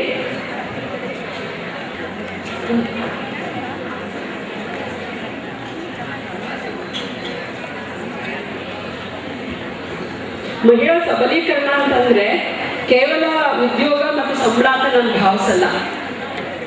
ನಾವು ಒಂದು ಕ್ರೈಸಿಸ್ ಮ್ಯಾನೇಜ್ಮೆಂಟ್ ಅಲ್ಲಿ ಮಹಿಳೆಗೆ ಒಂದು ಸಬಲೀಕರಣ ಅಂತ ನಾನು ಭಾವಿಸ್ತೀನಿ. ತುಂಬಾ ಜನ ನಮ್ಮ ಶಿವಮೊಗ್ಗದಿಂದ ಒಬ್ಬರು ಹುಡುಗಿ ಬಂದಿದ್ದು, ನಾನು ಆಯ್ತು ಮತ್ತು ಸಂಬಳ ನಮ್ಮನ್ನು ನಿಜವಾದ ಸಬಲೀಕರಣಗೊಳಿಸಿಲ್ಲ ಅಂತೇಳಿ. ಇನ್ನೊಬ್ಳು ಹೆಣ್ಮಗಳು ಬಂದಿದ್ದು ವಿಮೆನ್ ಕಮಿಷನ್ ಮುಂದೆ, ಇಲ್ಲ ಮೇಡಮ್ ಮಚ್ಚನ್ನ ಹೊಡೆದ್ಬಿಟ್ಟಿದ್ದ. ಅಂದ್ರೆ ನಮ್ಮ IT-ನಲ್ಲಿ 50,000 ಸಂಬಳ ತಗೊಳ್ತಿರುವಂತ ಹೆಣ್ಮಗಳು ನಿನ್ನೆ ಯಾರೋ ಬಂದಿದ್ರು, 4 ಜನ ಎಲ್ಲರೂ M.Tech MS ಮಾಡಿದ್ರು, ಅಣ್ಣ ತಂಗಿ ಎಲ್ಲರೂ ಒಟ್ಟಿಗೆ ಬಂದಿದ್ರು. ಅವಳು ಇಲ್ಲ, ಅವಳೊಬ್ಳು 7 ವರ್ಷ ತಿನ್ಕೊಂಡು ಮೂಗಿನ ಮೇಲೆ ಬ್ಯಾಂಡೇಜ್ ಹಾಕಿಸ್ಕೊಂಡು ಒಬ್ಳು ಹೆಣ್ಮಗಳು ಬಂದಿದ್ದು. 2 ಉದಾಹರಣೆಗಳು ನಾನು ದಿನ ನೋಡ್ತಾ ಇರ್ತೀನಿ. ಹಾಗಂತ ಈ ಒಂದು ಸಮಾರಂಭದಲ್ಲಿ ಸಮಾರೋಪ ನುಡಿಗಳನ್ನು ಆಡಲಿರುವಂತಹ ರಾಜ್ಯ ಮಹಿಳಾ ಆಯೋಗದ ಅಧ್ಯಕ್ಷರಾಗಿರುವಂತಹ ಕುಮಾರಿ ಸಿ ಮಂಜುಳಾ ಅವರು ಕೂಡ ದಯಮಾಡಿ ವೇದಿಕೆಯಲ್ಲಿ ಆಸೀನರಾಗಬೇಕಾಗಿ ಕೇಳ್ಕೊಳ್ತಾ ಇದ್ದೇನೆ.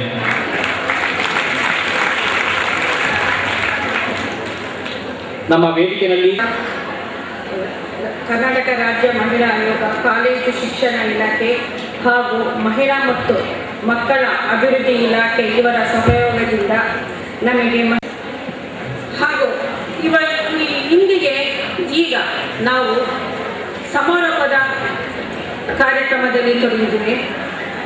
ಈ ನಿನ್ನೆ ಮತ್ತು ಇವತ್ತು ನಮಗೆಲ್ಲ ತಿಳಿದಂಗೆ ಕಾನೂನು ಮತ್ತು ಮಹಿಳೆ ಹಾಗೂ ಮಿಸ್ಸಿಂಗ್ ಗರ್ಲ್ಸು, ವಾಯ್ಲೆನ್ಸು, ಇನ್ನೂ ಹೆಚ್ಚು ವಿಷಯಗಳನ್ನು ನಾವೆಲ್ಲರೂ ತುಂಬ ಚೆನ್ನಾಗಿ ತಿಳ್ಕೊಂಡಿದ್ದೇವೆ. ಇದರಿಂದ ಖಂಡಿತವಾಗಿ ಇಲ್ಲಿರುವಂಥ ಎಲ್ಲ ವಿದ್ಯಾರ್ಥಿಗಳು ಮುಂದಿನ ಒಂದು ಮಾಡೆಲ್ ಸಿಟಿಸನ್ ಆಗಿ ಬರ್ತಾರೆ ಅಂತ ನನಗೆ ನಂಬಿಕೆ ಇದೆ. ಅದೇ ರೀತಿಯಲ್ಲಿ ಇಂದು ಸಮಾರೋಪದ ವೇದಿಕೆ ಅಧ್ಯಕ್ಷತೆಯನ್ನು ವಹಿಸಿರುವ ಮಾನ್ಯ ವಿಧಾನ ಪರಿಷತ್ತಿನ ಸದಸ್ಯರು ಪ್ರೊಫೆಸರ್ ವಿ ಕೃಷ್ಣ ಭಟ್ ಅವರು ಬಂದಿದ್ದಾರೆ. ಅವರಿಗೆ ನಮ್ಮೆಲ್ಲರ ಪರವಾಗಿ ಸ್ವಾಗತವನ್ನು ಬಯಸ್ತಾರೆ.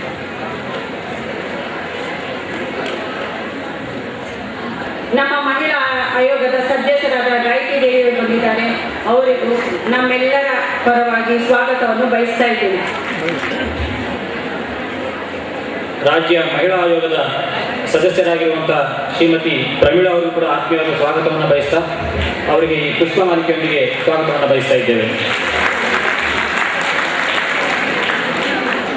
ಈ 2 ದಿನಗಳು ನಡೆದಂತಹ ಈ ಒಂದು ವಿಚಾರ ಸಂಕಿರಣ ನಮ್ಮ ವಿದ್ಯಾರ್ಥಿಗಳು ಎಷ್ಟರ ಮಟ್ಟಿಗೆ ಸ್ವೀಕರಿಸಿದ್ದಾರೆ, ಎಷ್ಟರ ಮಟ್ಟಿಗೆ ಅವರಿಗೆ ಜಾಗೃತಿ ಆಗಿದೆ ಎಂದು ತಿಳಿಯುವಂಥ ಕುತೂಹಲ ನಮಗೆಲ್ಲರಿಗೂ ಇದೆ. ದಯಮಾಡಿ ಇಬ್ಬರು ವಿದ್ಯಾರ್ಥಿಗಳು ತಮ್ಮ ಅನಿಸಿಕೆಯನ್ನು ಇಲ್ಲಿ ಹೇಳಬೇಕು ಅಂತ ಕೇಳ್ಕೊಳ್ತಾ ಇದ್ದಾರೆ.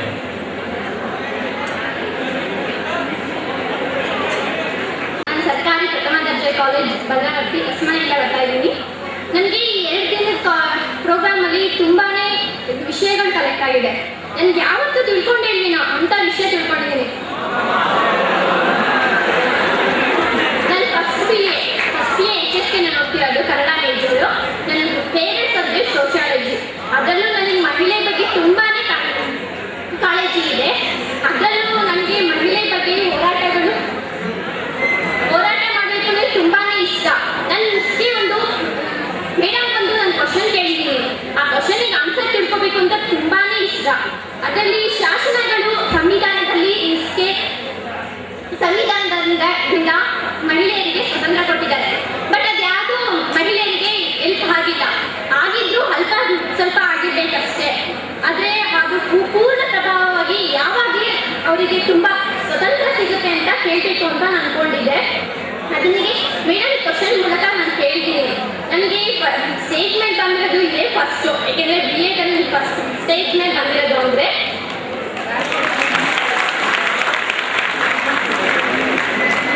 ಅದರಲ್ಲಿ ಎಲ್ಲ ರೀತಿಯ ಮಾಧ್ಯಮಗಳಲ್ಲಿ ಮಹಿಳೆಯರಿಗೆ ಆಗ್ತಿರುವ ಕಿರುಕುಳ, ಕಾನೂನಿನಿಂದ ಆಗಿರುವ ಮಹಿಳೆಯರಿಗೆ ತುಂಬಾ ಅನುಭವಗಳು, ಮತ್ತು ಅವರಿಗೆ ಬಾಲ್ಯ ವಿವಾಹ, ಸತಿ ಪದ್ಧತಿ ತುಂಬಾ ಪ್ರಮಾಣದಲ್ಲಿ ಅವರಿಗೆ ಹೆಲ್ಪ್ ಆಗಿದೆ. ಅದರಲ್ಲೂ ವಿಧವಾ ವಿವಾಹ, ಪುನರ್ವಿವಾಹ ಮತ್ತು ವಿವಾಹ ವಿಚ್ಛೇದ ಇವುಗಳು ತುಂಬಾ ಮಹಿಳೆಯರಿಗೆ ಹೆಲ್ಪ್ ಆಗಿದೆ.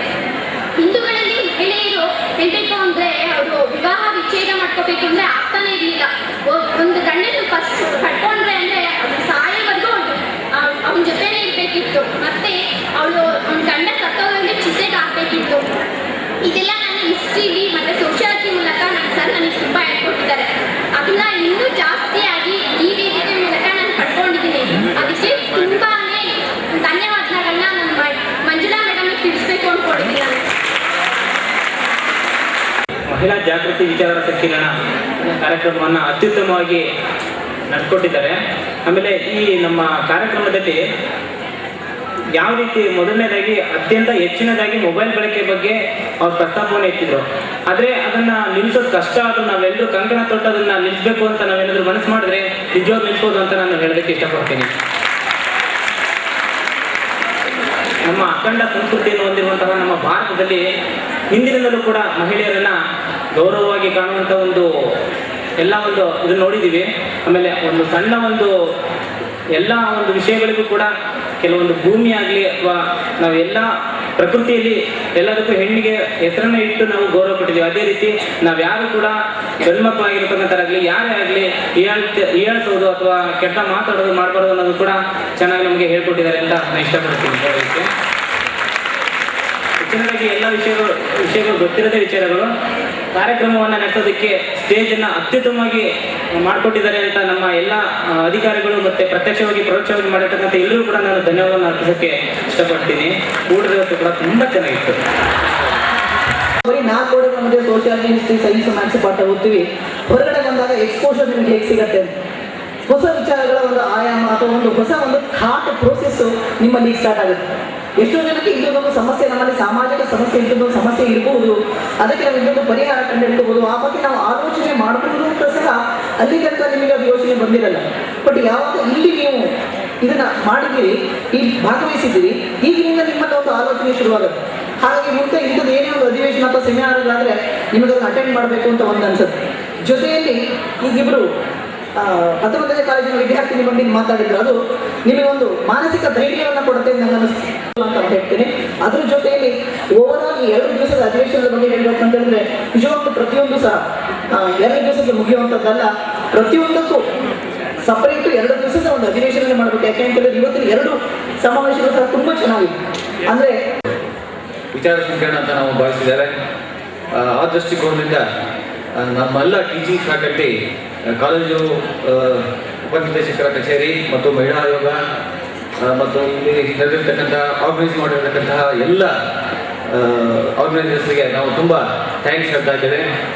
ಅಫ್ಕೋರ್ಸ್ ತುಂಬ ಒಂದು ಶಾರ್ಟೆಸ್ಟ್ ಟೈಮ್ನಲ್ಲಿ ಹೇಳಬೇಕಾದ್ದೆಲ್ಲವನ್ನೂ ಕೂಡ ಹೇಳಿದ್ದಾರೆ. ಅದ್ರ ಜೊತೆಗೆ ನನಗೊಂದು ಸಣ್ಣ ಒಂದು ಕೊರಗಿದೆ, ಅದನ್ನು ನಾನು ಹೇಳಬೇಕು ಅಂತ ನಾನು ಇಲ್ಲಿ ಬರಲಿಕ್ಕೆ ಇಷ್ಟಪಡ್ತಾ ಇದ್ದೇನೆ. ಯಾಕಂದರೆ ನಾನು ಇವತ್ತು ಮೇಡಮ್ನವರಿಗೆ ಅದನ್ನು ನಾನು ಕೂಡ ಸೂಚ್ಯವಾಗಿ ಹೇಳಿದ್ದೆ, ಸ್ವಲ್ಪ ಬರ್ತಿರ್ಬೋದು. ಇಲ್ಲಿ ಇವತ್ತು ಮತ್ತು ನಿನ್ನೆ 2 ದಿವಸಗಳ ಕಾಲ ಚರ್ಚೆ ಆಗಿರ್ತಕ್ಕಂಥ ವಿಚಾರಗಳು only for men and women. But ಇವೆರಡಕ್ಕೂ ಸೇರಿರದ ಇವೆರಡೂ ಆಗಿರುವ ಇನ್ನೊಂದು ಜೆಂಡರ್ ಇದೆ, ಅದರ ಬಗ್ಗೆ ಇಲ್ಲಿ ಮಹಿಳಾ ಆಯೋಗ ಏನು ಮಾತಾಡಿಲ್ಲ. ಅದರ ಒಂದು ಕೊರಗಿದೆ. ದಯವಿಟ್ಟು ಅವುಗಳನ್ನು ಕೂಡ ಈ ಮುಂದಿನ ಸೆಷನ್ಗಳಲ್ಲಿ ಅವರನ್ನು ಕಲೆಕ್ಟ್ ಮಾಡಿಕೊಂಡು please protect that type of gender also. ಜಾಗೃತಿ ವಿಚಾರ ಸಂಕಿರಣ ಅಂತ ಇದೆ. ಇದರಲ್ಲಿ ಮಹಿಳೆಯರು ಜೊತೆಗೆ ಗಂಡಸರು ಇದ್ದಾರೆ ಅಂತ ಹೇಳೋಣ ಒಂದು ವಿಷಯದಲ್ಲಿ. ಆಮೇಲೆ ಈ ಹಾಸನದಲ್ಲಿ ಕೂತಿರುವ ಮುಖ್ಯ ಅತಿಥಿಗಳೇ, ಅಧ್ಯಕ್ಷರ ಹೆಸರು ಸರಿಯಾಗಿ ಗೊತ್ತಿಲ್ಲ. ನಾವು ಹೌಸ್ ವೈಫ್ಗಳು. ಒಂದು ನಮಗೆ ಮಹಿಳೆಯರು ಅಂದರೆ ನಾವು ಮುಸ್ಲಿಮ್ಸಲ್ಲಿ ಮನೆ ಒಳಗೆ ಇರ್ತಿದ್ವಿ. ಕಸ್ತೂರ್ಬಾ ಕಾಲೇಜಲ್ಲಿ ಓದಿದ್ದು, ಕಮಲಾದೇವಿ ಕಸ್ತೂರ್ಬಾ. ನಮಗೆ ಇಷ್ಟೆಲ್ಲ ಅವಕಾಶ ಆ ಟೈಮಲ್ಲಿ ಇರಲಿಲ್ಲ. ಈ ಟೈಮಲ್ಲಿ ಓದಿದ್ರೆ ನಾವು ಇನ್ನೂ ಸ್ವಲ್ಪ ಮುಂದೆ ಬರ್ಬೋದಿತ್ತೇನೋ ಅಂತ ಖುಷಿ ಆಗುತ್ತೆ. ಅಂದರೆ ಈಗ ಒಂದು ಮಾತನ್ನು ಹೇಳ್ತೀನಿ ನಾನು, ಈ ಮಹಿಳೆಯರಿಗೆ ಹೇಳ್ತೀನಿ, ಹುಡುಗರ ವಿಷಯ ಈಗ ಬೇಡ ಸದ್ಯಕ್ಕೆ. ಕೆಲವೊಂದು ವಿಷಯದಲ್ಲಿ ದೊಡ್ಡ ದೊಡ್ಡ ಕಾಲೇಜುಗಳಲ್ಲಿ ಓದಿರ್ತೀರಾ, ಆದರೆ ನಿಮಗೆ ಈ ಸಮಾರಂಭದ ಅಧ್ಯಕ್ಷರು, ರಾಜ್ಯ ಮಹಿಳಾ ಆಯೋಗದ ಅಧ್ಯಕ್ಷರಾದ ಕುಮಾರಿ ಮಂಜುಳಾ ಅವರೇ,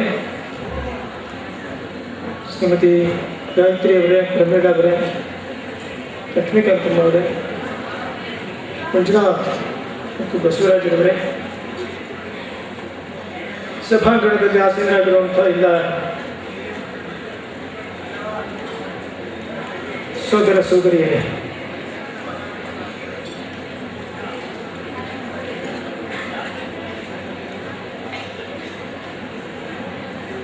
ಮಹಿಳಾ ಜಾಗೃತಿ ವಿಚಾರ ಸಂಕಿರಣದ 2 ದಿವಸಗಳ ಕಾರ್ಯಕಲಾಪಗಳನ್ನು ಮುಗಿಸಿ ಈಗ ಸಮಾರೋಪ ಸಮಾರಂಭದ ಮುಕ್ತಾಯದ ಹಂತದಲ್ಲಿ ತಾವೆಲ್ಲರೂ ಇದ್ದೇವೆ.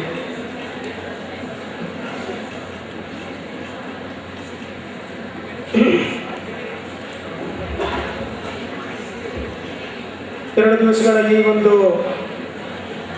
ಚಿಂತನ ಸತ್ರ ಬಹಳ ವಿಚಾರ ಪ್ರಚೋದಕವಾಗಿ ನಡೆದಿದೆ. ಮಹಿಳೆಯರ ಸಮಸ್ಯೆಗಳನ್ನು ಕುರಿತು ಜಾಗೃತಿಯನ್ನ ಮೂಡಿಸಿದೆ ಅಂತ. ಮಲೆನಾಡಿನ ಭಾಗದ ಈ ಸವಾಲನ್ನು ನಾವು ಹೇಗೆ ನಿಭಾಯಿಸಬೇಕು ಅನ್ನುವಂಥದ್ದು, ಇದಕ್ಕೆ ಪೊಲೀಸ್ ಇಲಾಖೆ, ಮಹಿಳಾ ಮತ್ತು ಮಕ್ಕಳ ಅಭಿವೃದ್ಧಿ ಇಲಾಖೆ ಇವರೆಲ್ಲರ ಸಹಕಾರವನ್ನು ತಗೋಬೇಕು ಅನ್ನುವಂಥದ್ದು ತಗೊಂಡಿದ್ದಾರೆ.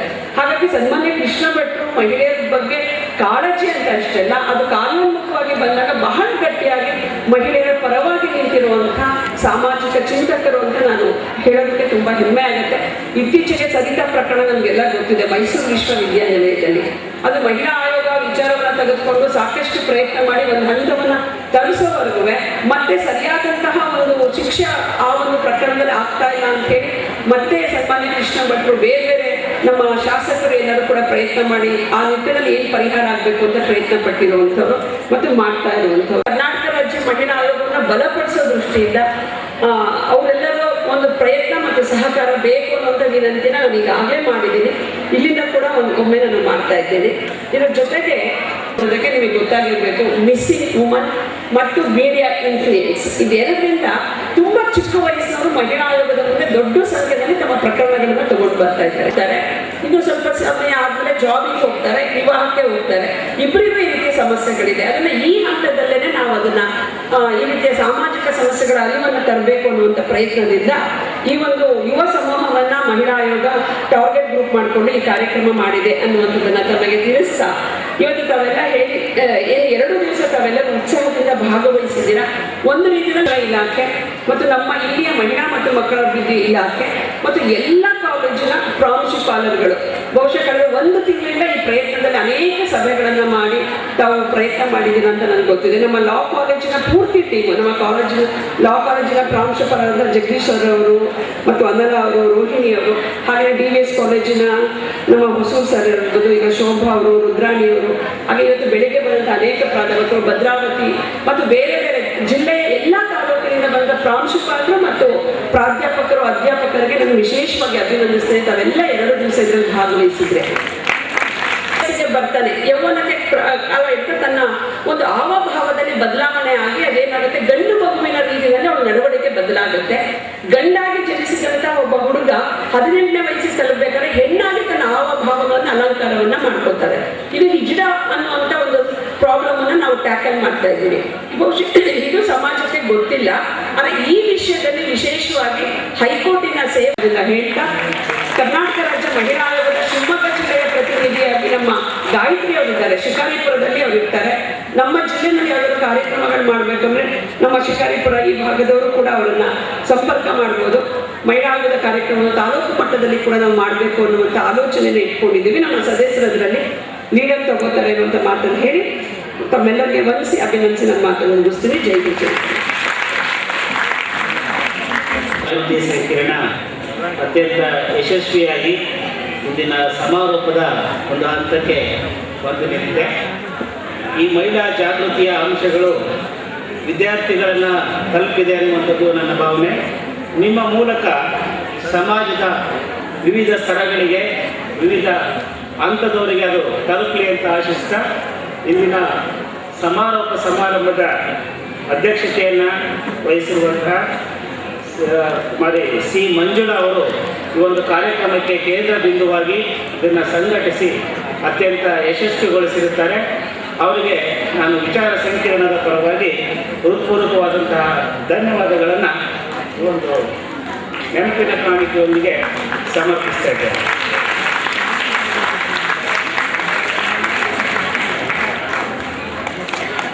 ಹಾಗೆಯೇ ಇನ್ನು ಈ ವಿಚಾರ ಸಂಕಿರಣದ ಸಮಾರೋಪವನ್ನು ಸದಸ್ಯರು ಆದಂಥ ಪ್ರೊಫೆಸರ್ PV ಕೃಷ್ಣ ಭಟ್ ಅವರು ಕೂಡ ಈ ಒಂದು ಕಾರ್ಯಕ್ರಮಕ್ಕೆ ಆಗಮಿಸಿದ್ದಾರೆ. ಅವರಿಗೆ ನಾನು ಹೃತ್ಪೂರ್ವಕವಾದ ಧನ್ಯವಾದಗಳನ್ನು ಈ ನೆನಪಿನ ಕಾಣಿಕೆಯೊಂದಿಗೆ ಸಮರ್ಪಿಸ್ತಾ ಇದ್ದೇನೆ.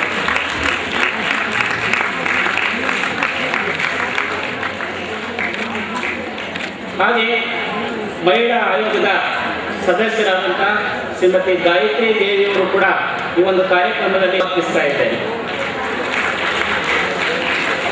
ಹಾಗೆಯೇ ಈ ಒಂದು ವಿಚಾರ ಸಂಕಿರಣದಲ್ಲಿ 2 ದಿನಗಳು ಕೂಡ ನಮ್ಮೊಂದಿಗೆ ಮಹಿಳಾ ಶ್ರೀಮತಿ ಲಕ್ಷ್ಮೀಕಾಂತಮ್ಮನವರು ಈ ಒಂದು ಕಾರ್ಯಕ್ರಮದಲ್ಲಿ ಉಪಸ್ಥಿತರಿದ್ದಾರೆ. ಅವರು ಕೂಡ ನಾನು ಈ ಪುಸ್ತಕದೊಂದಿಗೆ ಧನ್ಯವಾದಗಳನ್ನು ತಿಳಿಸುತ್ತೇನೆ. ಹಾಗೂ ಇನ್ನೊಬ್ಬ ಅಧಿಕಾರಿಗಳಾದಂತಹ ಮಹಿಳಾ ಮತ್ತು ಮಕ್ಕಳ ಅಭಿವೃದ್ಧಿ ಇಲಾಖೆಯ ಉಪನಿರ್ದೇಶಕರಾದ ಶ್ರೀಯುತ ಬಸವರಾಜಪ್ಪನವರು ನಮ್ಮೊಂದಿಗಿದ್ದಾರೆ. ಅವರು ಕೂಡ ನಾನು ಹೃತ್ಪೂರ್ವಕವಾದ ಧನ್ಯವಾದಗಳನ್ನು ಅರ್ಪಿಸ್ತಾ ಇದ್ದೇನೆ. ಹಾಗೂ ಮಹಿಳಾ ಆಯೋಗದ ಇನ್ನೊಬ್ಬ ಸದಸ್ಯರಾದಂತಹ ಶ್ರೀಮತಿ ಪ್ರಮೀಳಾ ಅವರು ಕೂಡ ಈ ಒಂದು ಕಾರ್ಯಕ್ರಮದಲ್ಲಿ ಉಪಸ್ಥಿತರಿದ್ದಾರೆ. ಅವರು ಕೂಡ ನಾನು ಹೃತ್ಪೂರ್ವಕವಾದ ಧನ್ಯವಾದಗಳನ್ನು ಸಮರ್ಪಿಸುತ್ತಿದ್ದೇನೆ. ಹಾಗೂ ನಮ್ಮ ಪ್ರಾದೇಶಿಕ ಕಚೇರಿಯಲ್ಲಿ ಉಪನಿರ್ದೇಶಕರಾಗಿ ಕೆಲಸ ನಿರ್ವಹಿಸಿದ ಶ್ರೀ ಪ್ರೊಫೆಸರ್ H. ಮಂಜುನಾಥ್ ಅವರು ಕೂಡ ಈ ಒಂದು ಕಾರ್ಯಕ್ರಮದಲ್ಲಿ ಭಾಗವಹಿಸಿದ್ದಾರೆ. ಅವರು ಕೂಡ ನೆನಪಿನ ಕಾಣಿಕೆಗಳೊಂದಿಗೆ ಧನ್ಯವಾದಗಳನ್ನು ಅರ್ಪಿಸ್ತಾ ಇದ್ದೇನೆ. ಈ ಎಲ್ಲೂ 2 ದಿನಗಳ ಸಂಪನ್ಮೂಲ ವ್ಯಕ್ತಿಗಳಿಗೆ ನಾನು ವಿಚಾರ ಸಂಕಿರಣದ ಪರವಾಗಿ ಹೃತ್ಪೂರ್ವಕವಾದ ಧನ್ಯವಾದಗಳನ್ನು ಅರ್ಪಿಸ್ತಾ ಇದ್ದೇನೆ. ಈ ಒಂದು ವಿಚಾರ ಸಂಕಿರಣದಲ್ಲಿ ಕಾಲೇಜು ಶಿಕ್ಷಣ ಇಲಾಖೆಯ ಎಲ್ಲ ಪ್ರಾಂಶುಪಾಲ ಬಂಧುಗಳು, ಪ್ರಾಧ್ಯಾಪಕರು, ಉಪನ್ಯಾಸಕರು, ವಿದ್ಯಾರ್ಥಿಗಳು ಈ ಒಂದು ಕಾರ್ಯಕ್ರಮದಲ್ಲಿ ಭಾಗವಹಿಸಿದ್ದಾರೆ. ಅವರು ಕೂಡ ನಾನು ಹೃತ್ಪೂರ್ವಕವಾದ ಧನ್ಯವಾದಗಳನ್ನು ಸಮರ್ಪಿಸ್ತಾ ಇದ್ದೇನೆ. ಹಾಗೂ ಮಹಿಳಾ ಮತ್ತು ಮಕ್ಕಳ ಅಭಿವೃದ್ಧಿ ಇಲಾಖೆಯ ವಿವಿಧ ಅಧಿಕಾರಿಗಳು, ಸಿಬ್ಬಂದಿಗಳು ಕೂಡ ಈ ಒಂದು